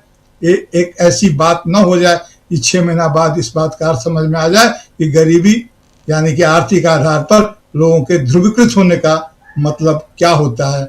ये बात कहीं 6 महीना समझने में न लग जाए, मेरी यही तो प्रार्थना है सर। जी बिल्कुल प्रफुल्ल जी, सही आप कह रहे हैं। यहाँ पर राहुल गांधी की अपील कि गरीब जो है, गरीब तबका वो एक हो जाए, यूनाइट नहीं है, और इसीलिए आज मनरेगा जैसा उनके हाथ में जो एक बहुत ही मजबूत हथियार था उसे छीन लिया गया है। ये बात राहुल गांधी आज कह रहे थे, मल्लिकार्जुन खड़गे ने भी कही, और इन दोनों ने कृषि कानून के खिलाफ किसानों के आंदोलन का जिक्र भी किया। आप लोग शुरुआत में उस बात को सुन चुके हैं। लेकिन राहुल गांधी हो या मल्लिकार्जुन खड़गे हों, चाहे उधर अखिलेश यादव हों या तेजस्वी यादव, स्टालिन, तमाम विपक्ष के नेता ये करें तो क्या करें, जब चुनाव की प्रक्रिया और चुनाव कराने वाले लोग पारदर्शिता नहीं बरतेंगे तो फिर आखिर होगा क्या। इसी को लेकर सुप्रीम कोर्ट में सुनवाई चल रही है। एसआईआर के मसले पे बिहार के चुनाव का जिक्र कर रहे थे हमारे साथी प्रफुल्ल कोलखियान जी, अभी आपने सुना। और चाहे बिहार का चुनाव हो, चाहे महाराष्ट्र का चुनाव हो, चाहे हरियाणा हो, चाहे दिल्ली हो, हर जगह कहीं ना कहीं चुनावी धांधली हुई है और उसको उजागर खुद राहुल गांधी ने किया है। और इस वक्त भी एसआईआर के कारण कई जगह कई तरह के सवाल खड़े हो रहे हैं, और ऐसे सवालों के बीच सुनवाई चल रही है पिछले 6 महीने से सुप्रीम कोर्ट में। उस सुनवाई में अब सुनवाई की का जो आखिरी समय था, क्योंकि आज चुनाव आयोग ने अपने आप को, अपनी दलीलों को कंक्लूड कर दिया है, समाप्त कर दिया है। अब चुनाव आयोग की बातें हो गई हैं, थोड़ी सी दलील अब अगले बुधवार को यानी 26 जनवरी के बाद फिर से होगी, और उसके बाद फिर फैसला सुरक्षित होगा। अमलेंदु जी, यहाँ बहुत सारी ऐसी टिप्पणियां आई हैं, और खासकर 2 जजों की बेंच जिसमें खुद सीजेआई हैं, और सीजेआई आज के, लेकिन कल जब वो जजों के बेंच सामान्य जज थे, जस्टिस थे, तब से इस सुनवाई को वो आगे बढ़ा रहे हैं, इस सुनवाई में हैं, और अब तो वो चीफ जस्टिस ऑफ इंडिया हो चुके हैं सूर्यकांत। लेकिन उनके साथ जो हिमालय बागची, जो बहुत कम बोलते हैं लेकिन अब पिछले 2 दिनों से लगातार सवाल पे सवाल दाग रहे हैं। कारण क्या है, कौन से सवाल हैं, और इसका कितना ज्यादा देश की सियासत और खासकर भारतीय जनता पार्टी की सियासत पर असर पड़ सकता है। क्योंकि भारतीय जनता पार्टी हमेशा डिफेंसिव मोड में आ जाती है। जब भी चुनाव आयोग के ऊपर किसी भी ढंग का प्रहार होता है, सवाल होता है, जवाब देने बीजेपी आ जाती है। सुप्रीम कोर्ट में चल क्या रहा है? कल की भी सुनवाई और आज की भी सुनवाई दोनों काफी ज्यादा महत्वपूर्ण है, और दोनों दिन बहुत गंभीर सवाल सुप्रीम कोर्ट की तरफ से पूछेगा। और आज तो कहा जाए चुनाव आयोग जो है वो दादागिरी दिखाने लगा सुप्रीम कोर्ट में, और यहाँ तक कह बैठे उनके वकील साहब जो थे कि अमेरिका के जो प्रेसिडेंट हैं डोनाल्ड ट्रंप, वो वेनेजुएला के राष्ट्रपति को उठाकर ले आते हैं, उसमें ड्यू प्रोसेस कहाँ है। चूंकि याचिकाकर्ताओं की तरफ से कहा गया था कि इसमें ड्यू प्रोसेस का प्रयोग नहीं किया गया, ड्यू प्रोसेस नहीं कराया गया एसआईआर में, इसलिए ये अवैध है, ये याचिकाकर्ताओं की तरफ से दलील थी। उस पर उन्होंने कहा कि साहब वहां भी तो जो है वेनेजुला के राष्ट्रपति को उठाकर ले गए जब ट्रंप, तो वहां कहाँ ड्यू प्रोसेस है, और हम तो ऐसा कर रहे हैं। ये एक तरीके से उन्होंने दादागिरी ये दिखाई कि चुनाव आयोग कर रहा है, और सारी बातें उन्होंने स्वीकार की कि चुनाव आयोग के पास ये शक्तियां नहीं हैं कि जो वो करना चाहता है, लेकिन वो साफ तौर पे कहा कि सीए आया था, वो पूरा नहीं हो पाया, तो इसलिए हम ये कर रहे हैं। एक तरीके से ये भी उन्होंने एक्सेप्ट किया, स्वीकार किया कि जो भी कुछ एसआईआर के जरिए हो रहा है वो सीए और एनआरसी को लागू किया जाए। राजीव जी, कल जो था जस्टिस जॉय माल्या बागची ने राजीव जी बहुत महत्वपूर्ण सवाल पूछे, और सबसे पहले तो ये कहा, मतलब जो उसका लब्बो लुबाब है वो ये था कि चुनाव आयोग के पास सबसे ज्यादा अधिकार हैं, लेकिन एसआईआर के लिए उसके बदलाव जो हैं वो बेलगाम और बिना किसी नियम के नहीं हो सकते। ये साफ तौर पर उन्होंने मतलब कहा गया सुप्रीम कोर्ट की तरफ से, और सुप्रीम कोर्ट ने यह भी कहा कि चुनाव आयोग को सबसे ज्यादा अधिकार मिले हुए हैं, लेकिन चुनावी लिस्ट को रिवाइज करते समय उसके बदलाव जैसा कि इस एसआईआर में हो रहा है, प्राकृतिक न्याय के सिद्धांतों और 1960 के जो मतदाता रजिस्ट्रेशन नियम है उनके तहत तय प्रक्रिया का उल्लंघन करते हुए बेलगाम या बिना नियम के नहीं हो सकते। यह साफ तौर पर कहा गया सुप्रीम कोर्ट की तरफ से। जस्टिस जॉय माल्या बागची ने चुनाव आयोग से पूछा कि आपके पास नियमों से हटने का अधिकार है, लेकिन नियमों को खत्म करके नहीं। फॉर्म 6 में 6 नोटिफाइड डॉक्यूमेंट हैं और आपके एसआईआर में 11 डॉक्यूमेंट हैं। हम आपसे पूछना चाहेंगे कि क्या आप पहले से तय डॉक्यूमेंट्स को बढ़ाया हटा सकते हैं? ये राजीव जी एक बहुत गंभीर सवाल था, जिसका जवाब जो था वो चुनाव आयोग के पास एक तरीके से कहा जाए वो नहीं था। हालांकि उनकी तरफ से, राकेश द्विवेदी की तरफ से कहा गया कि भाई संविधान का अनुच्छेद 324 जो है वो चुनाव लिस्ट तैयार करने और चुनाव कराने पर जो चुनाव आयोग की देखरेख है, निर्देश है, उसके साथ जो है वो अगर people's representation of the people act 1950 जो है उसकी धारा 21(3) के तहत सही है। लेकिन इस पर ये कहा गया कि मतलब एक तरीके से खुद स्वीकार किया, उन्होंने पढ़ के सुनाया, उसमें यही था कि चुनाव आयोग किसी विशेष विधानसभा क्षेत्र या उसके हिस्से में एसआईआर करा सकता है जिस तरीके से चाहे। यानी जो बातें कही गई थी राजीव जी याचिकाकर्ताओं की तरफ से, उसको एक तरीके से राकेश द्विवेदी जो चुनाव आयोग के वकील हैं उन्होंने स्वीकार किया कि उनकी बातें कही गई सही हैं, एक तरीके से ये कहा जा सकता है। फिर जो चीफ जस्टिस सूर्यकांत ने कल उन्होंने उनसे पूछा कि लेकिन एक विशेष डिवीजन से उस व्यक्ति के नागरिक अधिकारों पर गंभीर परिणाम हो सकते हैं जो पहले से ही मतदाता है, तो हम आपसे यानी चुनाव आयोग से एक पारदर्शी प्रक्रिया की उम्मीद क्यों ना करें। जस्टिस बागची ने साफ तौर पर कहा कि नियम 25 जो है वो चुनाव आयोग पर पाबंदी लगाता है। ऐसा नहीं हो सकता कि कोई अथॉरिटी चाहे वह कितनी भी बड़ी हो बिना किसी रोक टोक या नियम के काम करे। और द्विवेदी जी हैं उनको जो है मतलब एक उनको खुली छूट, उनको खुली छूट नहीं दे सकती है, दी जा सकती है। चुनाव भले चुनाव आयोग है, स्वायत्त संस्था है, लेकिन आपको आप बार बार 324 326 का जिक्र कर रहे हैं, लेकिन आपको खुली छूट नहीं मिल सकती, और बार बार ये 324 लेके आ रहे हैं। आर्टिकल 324 लेके आ रहे हैं, हाँ 324। और जो लोक प्रतिनिधित्व अधिनियम 1950 की बात कर रहे हैं। जॉय माल्या बागची जो है, जस्टिस जॉय माल्या बागची, उन्होंने साफ तौर पर कहा कि 1960 का पालन करना है मतदाता का जो अधिकार है, और यही जस्टिस सूर्यकांत ने भी कहा कि उसका पालन करना है। तो राजीव जी एक कह सकते हैं कि बहस जो है वो एक मुकाम पर पहुंच रही है। अब जो बुधवार को शायद होगी इस पर सुनवाई, और उसमें जब जो याचिका करता है उनकी तरफ से जब क्रॉस क्वेश्चंस होंगे तब आगे क्या बात बढ़ती है देखा जाएगा। लेकिन इससे पहले भी जो था जस्टिस जॉय माल्या बागची ने जो लाल बाबू हुसैन का मामला है राजीव जी, जिसका हम लोग भी लगातार जिक्र करते रहे, उसको लेकर साफ तौर पे कहा कि लाल बाबू हुसैन का मामला जो है वो 3 जजों की खंडपीठ है, और उसका आदेश है कि अगर एक बार मतदाता सूची में किसी का नाम आ गया तो उसको चुनाव आयोग या कोई भी काट नहीं सकता है। ये साफ तौर पर है, और इसका मतलब है कि वो व्यक्ति भारत का नागरिक है, ये स्वतः सिद्ध है। जो राजीव जी ट्रिग्नोमेट्री होती है गणित में, उसमें स्वतः सिद्ध जो होता है इति सिद्धम, तो इति सिद्धम ये उसमें है कि अगर उसका नाम आ गया तो इसको नहीं काट सकता, और 3 जजों की खंडपीठ है। ये भी जस्टिस जॉय माल्या बागची की तरफ से कहा गया। इसका मतलब राजीव जी की जब निर्णय आएगा तो अब सुप्रीम कोर्ट को लाल बाबू हुसैन मामले का भी ध्यान रखना पड़ेगा। लोक प्रतिनिधित्व अधिनियम जो है 1960 उसका भी ध्यान रखना पड़ेगा, 1951 का भी ध्यान रखना पड़ेगा। और जो कहा गया कि संविधान का अनुच्छेद 327 आप पर पाबंदियां लगाता है और आपको नियम बनाने का अधिकार नहीं है, जो आज कहा भी फिर से जस्टिस जॉय मल्ल्या बागची ने। तो इस पर मुझे लगता है कि फैसला आएगा। फैसला क्या आता है ये तो सुप्रीम कोर्ट जाने, दोनों जजेस महोदय जाने, लेकिन जो उनकी टिप्पणियां हैं और जो कानूनी पक्ष जिस तरीके से याचिकाकर्ताओं ने रखे और आज जिस तरीके से दादागिरी दिखाने की कोशिश की है चुनाव आयोग ने कि हम तो वही करेंगे जो डोनाल्ड ट्रंप ने किया, यानी हम तो बिना किसी नियम कानून के काम करेंगे, बिना ड्यू प्रोसेस के काम करेंगे।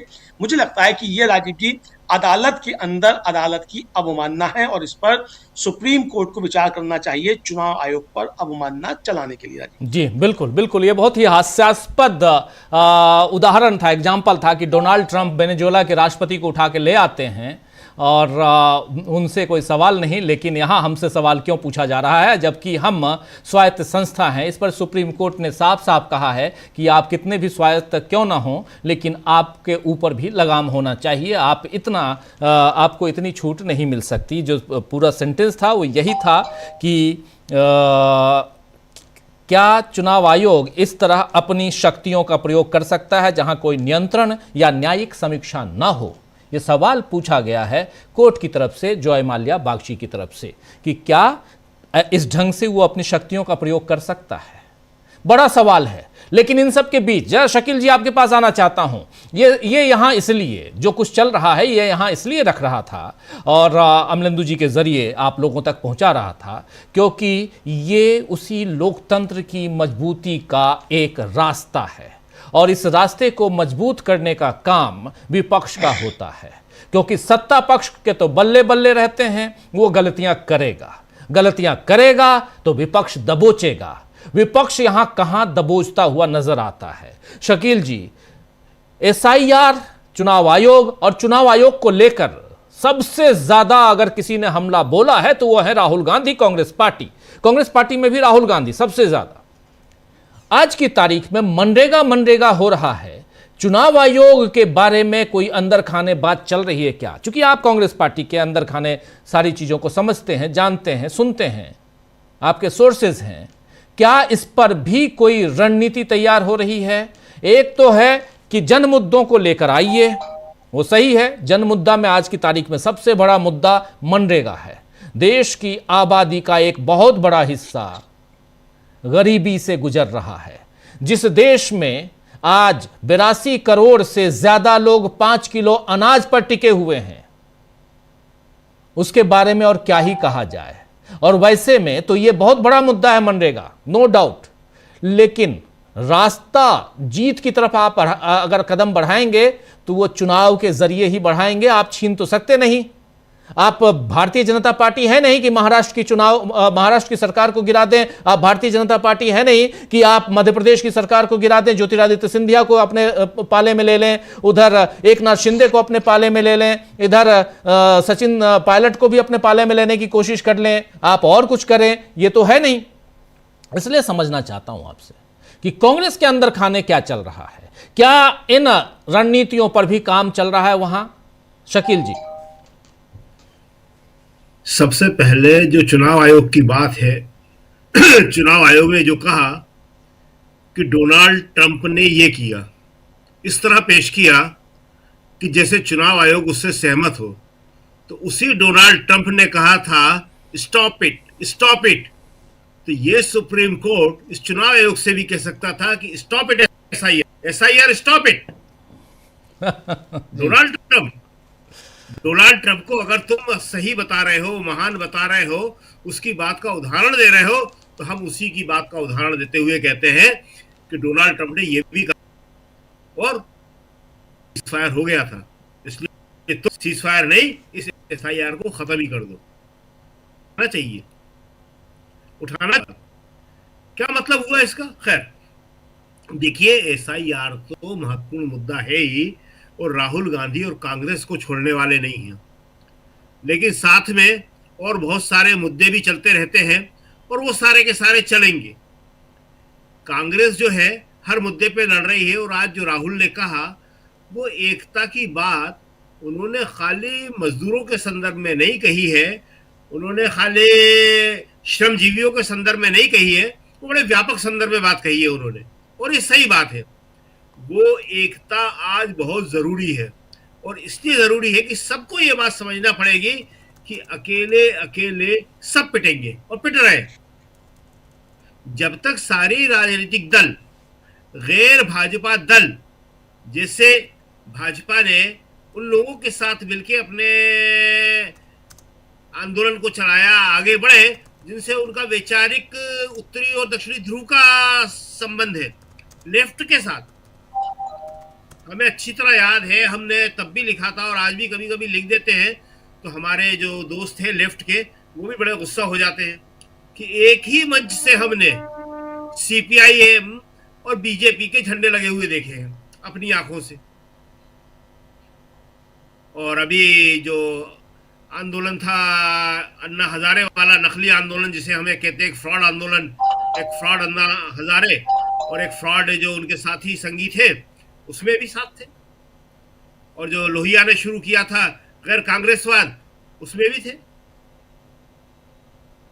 तो ये जो है आज की सबसे बड़ी जरूरत है कि एक गैर भाजपा संगठन या मोर्चा जो इंडिया गठबंधन था, जो उस वक्त उसने अच्छा काम किया, इसको सबको समझना चाहिए और कांग्रेस को थोड़ा ज्यादा बोलना चाहिए इसको, कि जो 2024 का चुनाव था उसके जो रिजल्ट थे उनका सबसे प्रमुख कारण ये था इंडिया गठबंधन, एकता। उससे मोदी कमजोर हुए हैं और उसको जो है वापस लाना पड़ेगा। तो इसलिए मनरेगा भी चलेगा, एसआईआर भी चलेगा, दूसरे मुद्दे भी चलेंगे। और राहुल जो काम कर सकते हैं वो राहुल अपने तौर पे कर रहे हैं, राहुल का अपना तरीका है। राहुल उस तरह से संचालित नहीं होते हैं जिस तरह से बाकी नेता संचालित हो सकते हैं, तो राहुल अपने तरीके से काम कर रहे हैं। लेकिन राहुल जो है देश के सबसे बड़े मुद्दों को बहुत जोरदार तरीके से उठा रहे हैं। आज मनरेगा पे बहुत अच्छा बोले, एसआईआर पे उन्होंने 3 प्रेस कॉन्फ्रेंस की कि किस तरह वोट जोड़े जाते हैं और किस तरह वोट काटे जाते हैं। समस्या ये है कि जनता तक मैसेज पहुंच बहुत कम रहा है। जो 2 भारत जोड़ो यात्राएं निकाली राहुल ने, तो उसमें हमने हमेशा ये बात कही कि जो लोग आज देख रहे हैं, सड़क के किनारे खड़े हुए हैं, उन्हें जाके लोगों तक ये बात पहुंचाना चाहिए। अभी जो देश भर के लोग यहाँ आए, जवाहर भवन में इकट्ठा हुए, आए अंदर मनरेगा बचाओ सम्मेलन, उन्हें ये बात बताना चाहिए, क्योंकि ये बात सबको समझ लेना चाहिए। गोदी मीडिया आपका वीडियो काफी वो हो रहा है, अटक रहा है, और शुरुआत से ही अटक रहा है। पिछले 3-4 दिनों से जब भी आप बैठ रहे हैं तो वीडियो अटकता है, कुछ प्रॉब्लम जरूर है, लेकिन फिर भी आप अपनी बात पूरी कीजिए शकील जी। गोदी मीडिया आ रही है बस? जी आ रही है। तो ये जो है, ये उम्मीद करना बेकार है, ये सोचना बेकार है किसी को भी, चाहे वो कांग्रेस हो चाहे दूसरे लोग हो, कि ये मीडिया उनकी बात जो है जनता तक पहुंचाएगा। वो बात पहुंचाना तो बहुत अलग बात है, वो उन बातों को गलत भी साबित करता है, वो उन बातों को सही साबित करता है जो बीजेपी की होंगी। अभी जो एक नोएडा में हुआ, एक युवा इंजीनियर को अपनी जान देना पड़ी इनके सारे की सारी लापरवाहियों की वजह से, जिसपे न पीएम बोलते हैं न मुख्यमंत्री बोलते हैं। उसके ऊपर आप देखिए कितना बड़ा तमाशा हो रहा है। उस युवा इंजीनियर युवराज के खिलाफ ही माहौल तैयार किया जा रहा है कि वो पार्टी करके आ रहा था। मतलब कोई पार्टी करके आएगा तो उसको आप पानी में डूब जाने दोगे? आर्यन मिश्रा जो था उसको गोली मार दी थी, गोलियां। वो मारने वालों ने कहा था, जो गोरक्षक थे, कि उसने कार तेज भगा दी। हमने सोचा कि ये गाय लेके भाग रहा है, कार के अंदर गाय लेके भाग रहा है, हमने गोलियां मार दी। और उसके पिता ने आवाज उठाई तो पिता को यह कह के हरियाणा छोड़ना पड़ा कि मुझे डर लग रहा है। इसी तरह युवराज के पिता जो राजकुमार हैं, उनके ऊपर लोग आरोप लगा रहे हैं। आज तो एक उसके कजिन से यह कहलवाया गया युवराज के कि युवराज देश की सफाई के ऊपर संतुष्ट नहीं था। कमाल है। मतलब जो पीड़ित है उसी पे आप दोष लगा दो। तो स्थितियां इतनी ज्यादा बुरी हैं, ऐसे में राहुल का काम या विपक्ष का काम निश्चित रूप से बहुत मुश्किल है, चाहे वो राहुल हो, चाहे अखिलेश यादव हो, चाहे ममता बनर्जी हो। इसीलिए हम कहते हैं कि लड़ाइयां सब लड़ रहे हैं, लेकिन लड़ाई वो जनता तक जा नहीं पा रही है। और राहुल ने आज इसीलिए बहुत अच्छी बात कही कि आप एक हो, आप इस बात को समझो, और ये बात सबसे महत्वपूर्ण है, इसको गांव गांव तक पहुंचाओ कि ये अधिकार का कॉन्सेप्ट था। जी मनरेगा ने आपको सम्मान दिया था, आप सम्मान दिया था। आजकल तो क्या है कि जो मोदी जी बोल दे वही सही है। नवीन नितिन मेरे बॉस है। जी किसी ने बड़ा अच्छा लिखा और एक कार्टून बना कि नवीन को, नए अध्यक्ष को कोई समझा रहा है, बड़ा नेता जो है बीजेपी का, कि उन्होंने कहा ठीक है, तुम कहीं खुद को समझ मत लेना बॉस हो, मुश्किल हो जाएगी, तुम कहीं खुद को समझ न लेना कि तुम बॉस हो, इसलिए ठीक है कहना। तो ये दोहरा चरित्र है, जो इनके ये अंतर विरोध है, ये जब तक सामने नहीं आएंगे तब तक थोड़ा मुश्किल है। लेकिन ऐसा नहीं है कि नहीं आ रहे हैं सामने, ये सामने आ रहे हैं। इसके लिए राहुल भी कोशिश है, विपक्ष भी कोशिश कर रहा है। इनके अंतर विरोधों का सामने आना, और इनकी जो बातों की सरकार है खाली, अब ये सरकार केवल बातों, तो बातों की सरकार असलियत सामने लाना ये काम है। और बाकी लोगों को काम है, जनता का काम है। मीडिया से उम्मीद छोड़ दो आप, मीडिया कुछ भी नहीं, मीडिया उल्टा जो है कांग्रेस को, विपक्ष को बदनाम करने की कोशिश करेगा। तो इसलिए जो है लड़ाई है, और लड़ाई जो है विपक्ष अपनी ताकत के अनुरूप अच्छी लड़ रहा है। जी राजीव जी। जी बिल्कुल बिल्कुल सही आप कह रहे हैं। लड़ाई अपनी ताकत के हिसाब से विपक्ष ठीक ठाक लड़ रहा है, अच्छी लड़ाई लड़ रहा है, बिल्कुल आप सही कह रहे हैं प्रशांत जी। लेकिन यहाँ SIR यानी चुनाव आयोग, SIR को भी किनारे रखिए, चुनाव आयोग वर्सेस राहुल गांधी, सीधे सीधे पहली प्रेस कॉन्फ्रेंस हुई थी, आप याद कीजिए, पहली प्रेस कॉन्फ्रेंस ज्ञानेश कुमार की राहुल गांधी के ऊपर थी। वो प्रेस कॉन्फ्रेंस ज्ञानेश कुमार ने की ही इसीलिए कि राहुल गांधी को देश के सामने बदनाम किया जाए, बेइज्जत किया जाए, बदनाम से ज़्यादा बेइज्जत किया जाए। और इसलिए उन्होंने ऐसे शब्दों का इस्तेमाल किया था कि राहुल गांधी या तो हलफनामा दें या माफ़ी मांगे सप्ताह भर के अंदर, 3 दिन के अंदर, जो कहा गया था। खैर, लेकिन अब परिस्थितियां बहुत दूर तक जा चुकी हैं। इस बीच बिहार का चुनाव हो चुका है, अब 5 राज्यों के चुनाव सामने हैं। हाँ, और उसमें से भी नीचे के जो दक्षिण भारत के राज्य हैं, वहाँ पर भाजपा अपना खेल करने की कोशिश में लगी हुई है। वहाँ के राज्यपालों का हाल आपने देख लिया, खासकर तमिलनाडु के राज्यपाल और केरल के राज्यपाल और साथ में कर्नाटक के राज्यपाल। आज कर्नाटक के राज्यपाल ने एक लाइन बोलकर वो निकल गए। केरल के राज्यपाल सरकार के द्वारा लिखे गए स्टेंजा को ही नहीं पढ़े, निकल लिए। और तमिलनाडु के राज्यपाल का आपने देख लिया। तो ये सब कुछ हो रहा है, यानी सब कुछ होगा, साम दाम दंड भेद सब होगा। और ऐसे में विपक्ष, राहुल गांधी कहां आपको दिखाई देता है? कांग्रेस पार्टी, विपक्ष के और भी ये। और क्या राहुल गांधी का एकजुटता का जो पैगाम है, ये सिर्फ हिंदुस्तान के मजदूरों के लिए है या विपक्ष के नेताओं के लिए भी है? जी देखिए, विपक्ष के नेताओं को सबसे पहली जो लड़ाई लड़नी है वो चुनाव आयोग से लड़नी है। और SIR में हम लोग घंटों बहस कर सकते हैं। सुप्रीम कोर्ट 6 महीने से सेमिनार कर रहा है, लेकिन उसका सिर्फ और सिर्फ एकमात्र उद्देश्य है कि कस्टमाइज वोटर लिस्ट को बनाना, ऐसी वोटर लिस्ट को बनाना कि बीजेपी हारे ही ना। तो ये बिहार में हमने उसको देख लिया। इस पे अंतहीन हम लोग डिस्कशन कर सकते हैं, लेकिन उसका जो निष्कर्ष है वो यही है कि election commission Gyanesh Kumar voter list को मैनिपुलेट कर रहे हैं और सुप्रीम कोर्ट होने दे रहा है। आप ये सोचिए कि जो कानून की स्थिति ये है कि जमानत क्यों रद्द की जाती है किसी मुजरिम की, कि वो समाज के लिए खतरा होगा। एक संस्था जिसको आप बार बार कह रहे हैं सुप्रीम कोर्ट की तमाम सुनवाई के दौरान कि आप ये नहीं कर सकते, आप वो नहीं कर सकते, आप गलत कर रहे हो, आप नागरिकता जांच नहीं करोगे, लेकिन तो नागरिकता जांच कर रहा है,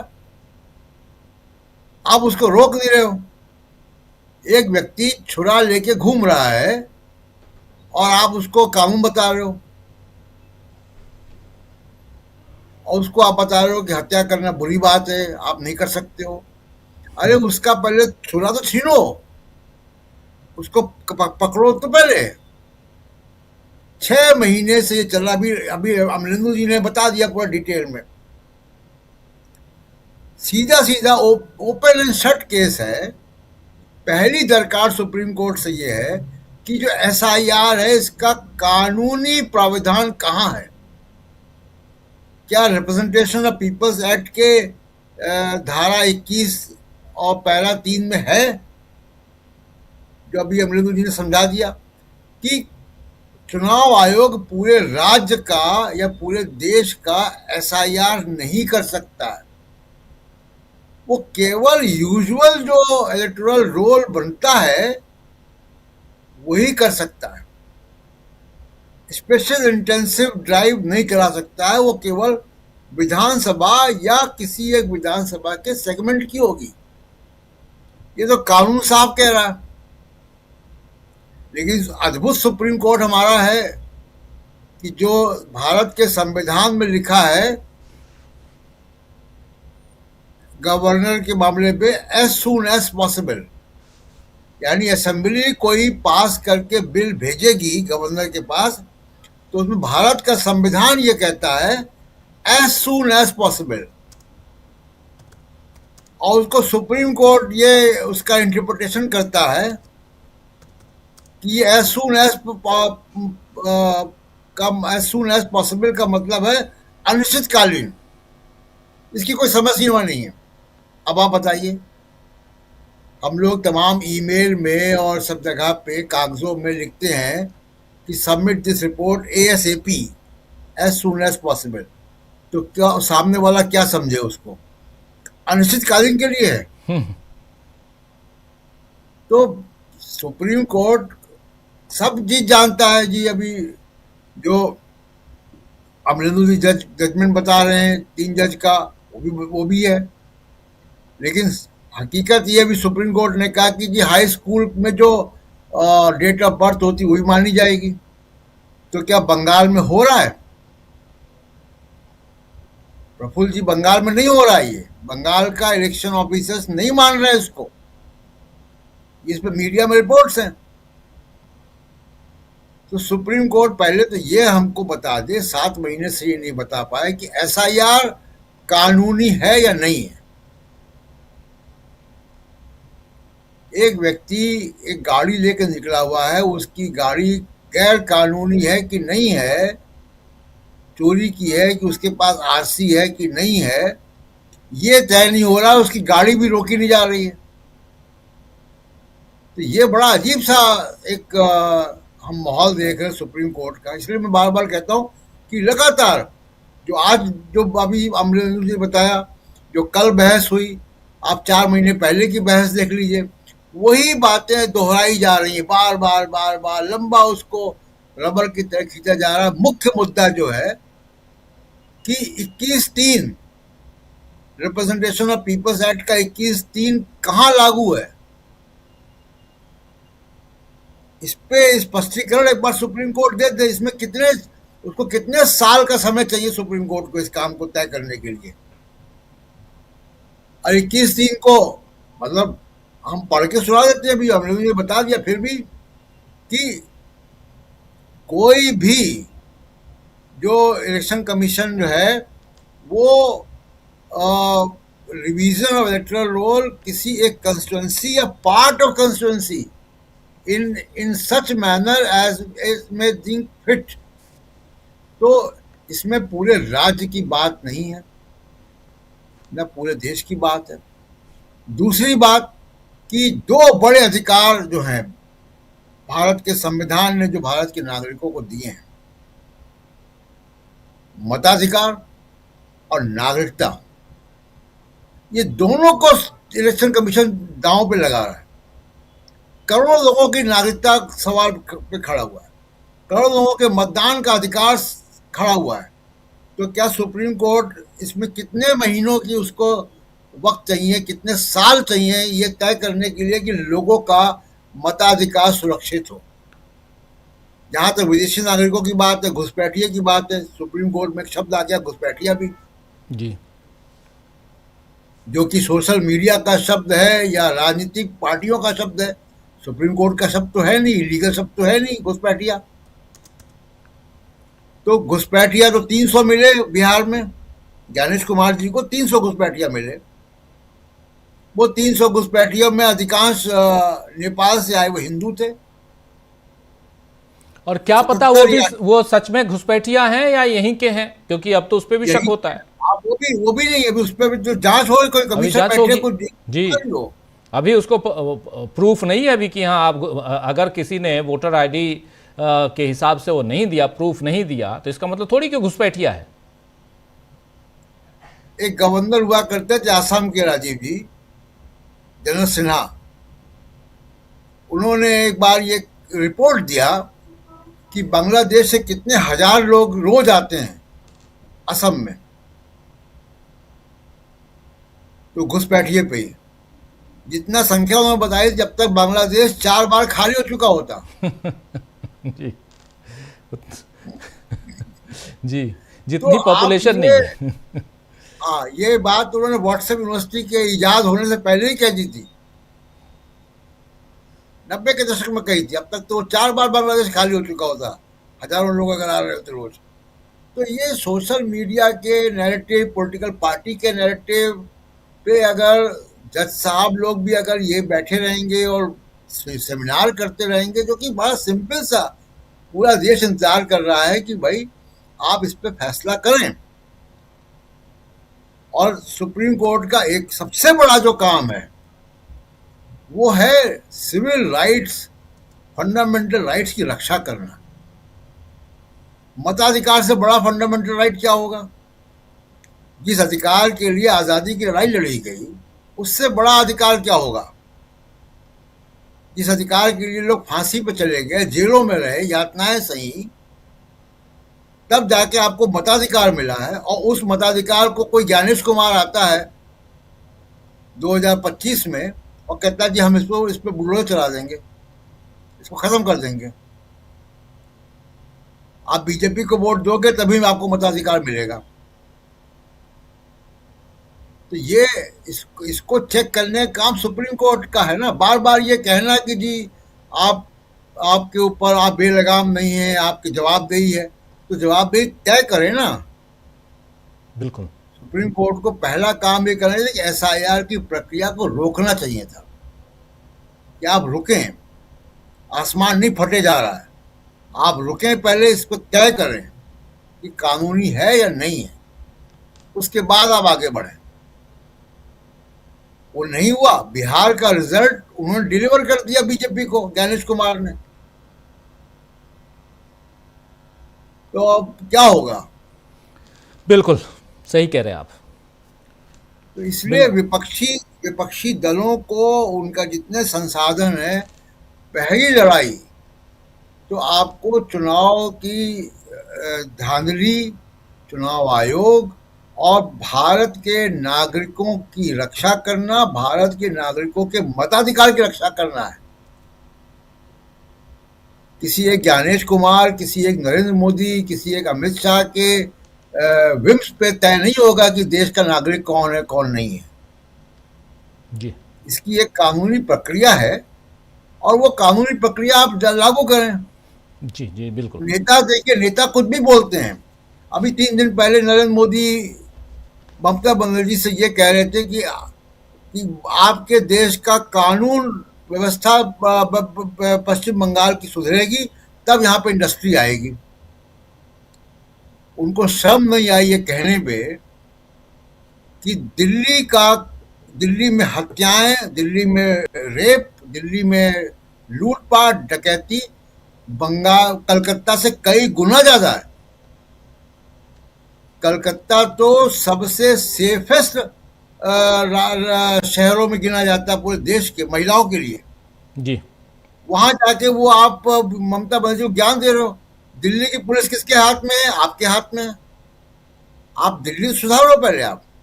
लेकिन अब अगर इस नेता लोगों के भाषण को आप रिसर्च न करें और उसमें जज साहब उसको गंभीरता से ले लें, तो फिर ये जज साहब के ऊपर बड़ा एक सवाल खड़ा होता है कि पॉलिटिकल नैरेटिव को पॉलिटिक्स की फील्ड में रहने दें। कानूनी प्रक्रिया संविधान और जूरिस्प्रूडेंस के हिसाब से चलनी चाहिए। जी राजीव। बिल्कुल, बिल्कुल आप सही कह रहे हैं। यहाँ पे कानूनी प्रक्रिया की बात है, समय बिल्कुल कम है, थोड़ा जल्दी जल्दी इस चर्चा को आगे बढ़ाते हैं, समाप्त करते हैं।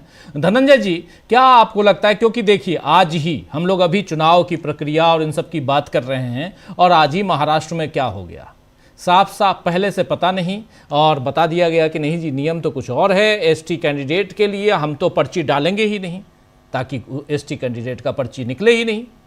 तो इसलिए ये जो धांधली है हम लोगों ने देख लिया। सबसे बड़ा उदाहरण वीडियो में कैद चंडीगढ़ में देखा अनिल मसीह साहब का।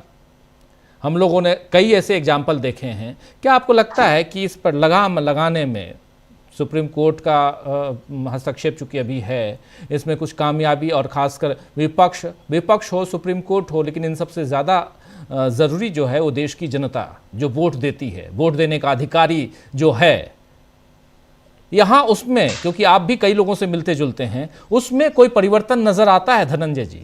कोई बातचीत इस मसले पे आपने सुनी लोगों के बीच कि सचमुच वोटों की चोरी हो रही है, धांधली की जा रही है, ऐसा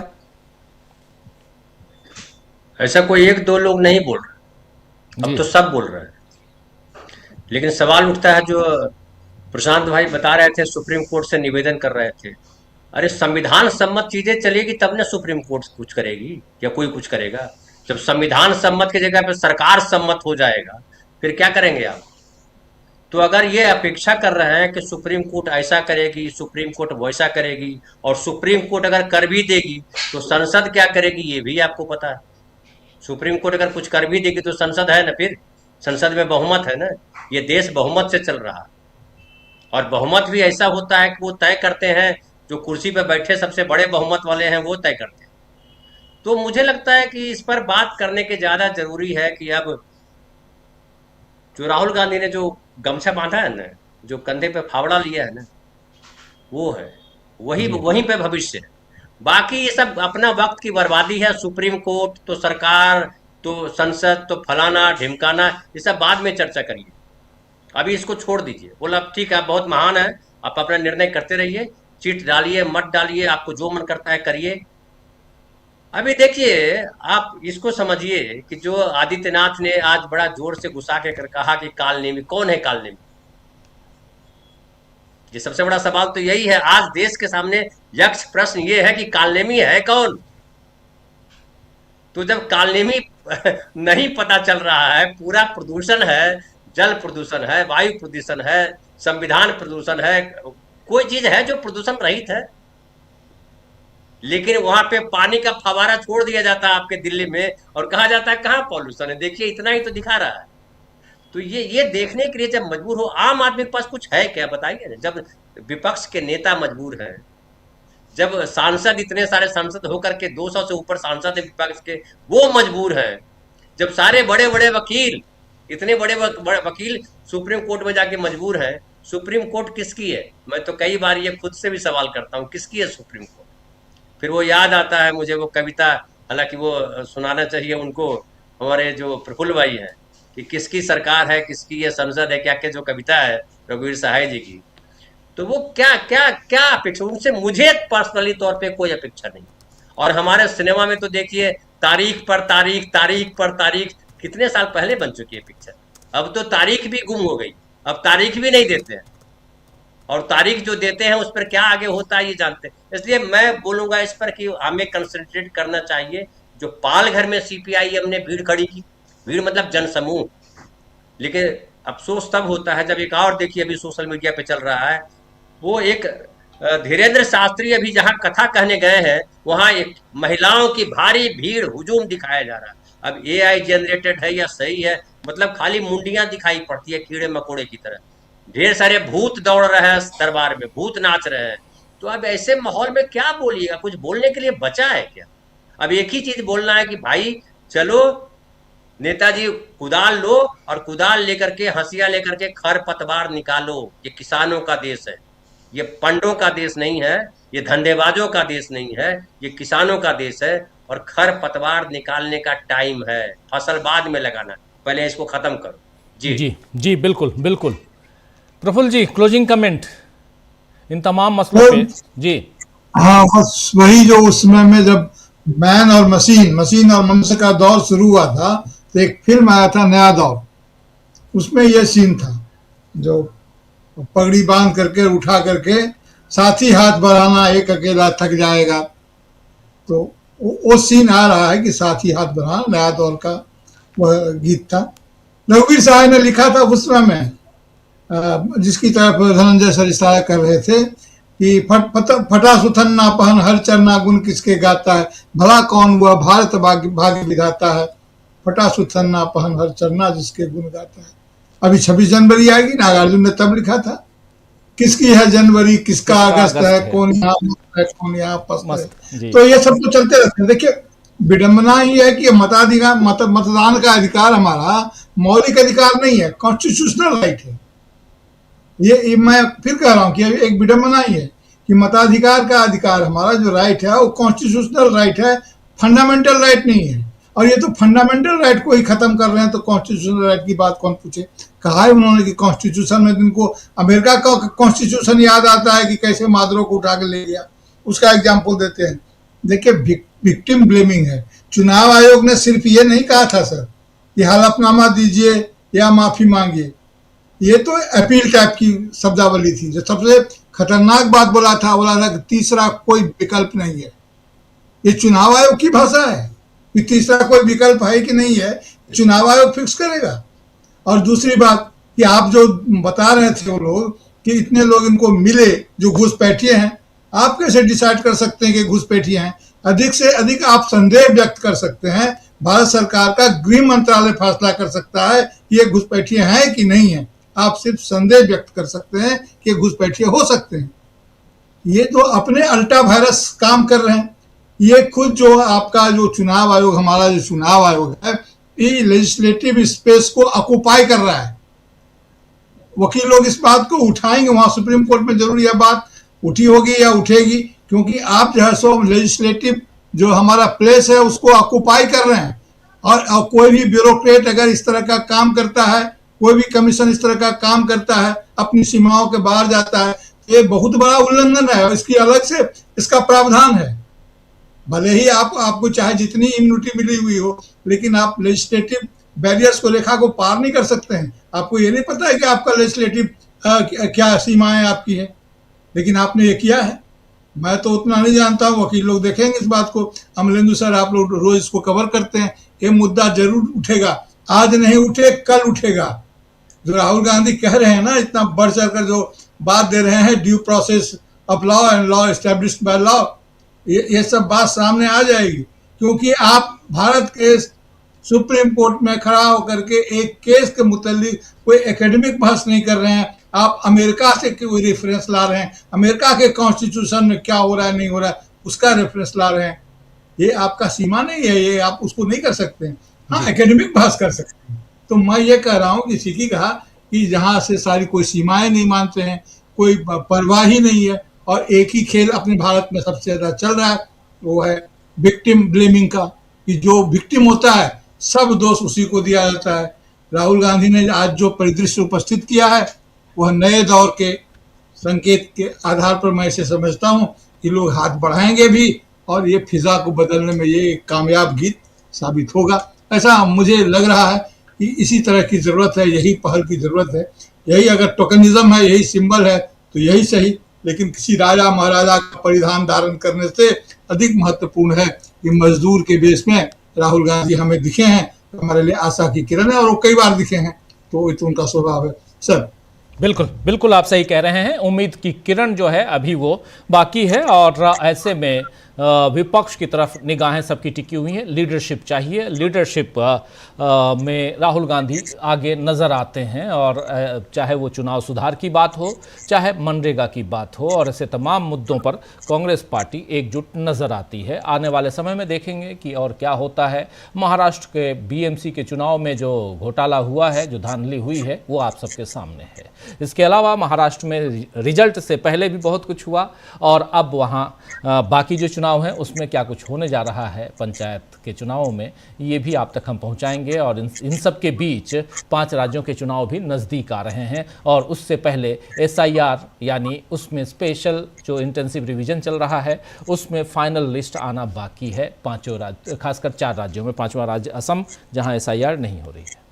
तो ये सब आप तक हम पहुंचाते रहेंगे। हाँ, SIR का जब जिक्र कर रहे हैं हम, तो अगली सुनवाई बुधवार को है, 26 जनवरी के बाद बुधवार 28 जनवरी है और उस दिन इस सुनवाई को हम लाइव ज़रूर करेंगे, आप तक ज़रूर पहुंचाएंगे। हमारे एक साथी लिख भी रहे थे कि आप उसको उस सुनवाई को लाइव कीजिए, ज़रूर करेंगे हम, हमेशा हमारी कोशिश रहती है कि लाइव करें, उसको ज़रूर करेंगे, हम आप तक लेके आएंगे क्योंकि वहाँ पर कुछ दलीलें विपक्ष की तरफ से भी पेश की जाएंगी और फाइनल उसके बाद फैसले की घड़ी आएगी। तो इंतज़ार रहेगा कि उसमें क्या फ़ैसला आता है। प्रशांत टंडन जी ने सही कहा कि हाथ में चाकू है, छुरा है और लेकर आप घूम रहे हैं, किसी को मार डालेंगे, काट डालेंगे, पहले आप हाथ से वो जो चाकू है उसको लेंगे, न कि आप उसको कानून बताएंगे। यहाँ पर वही चल रहा है, कानून बताने की कोशिश हो रही है लेकिन सामने वाला SIR पे SIR करवाया जा रहा है और अब खुद ही घिरी हुई है। और खासकर उत्तर प्रदेश में, जब उत्तर प्रदेश की सरकार घिरी हुई है तो टारगेट लेके चल रही है कि हर बूथ से 200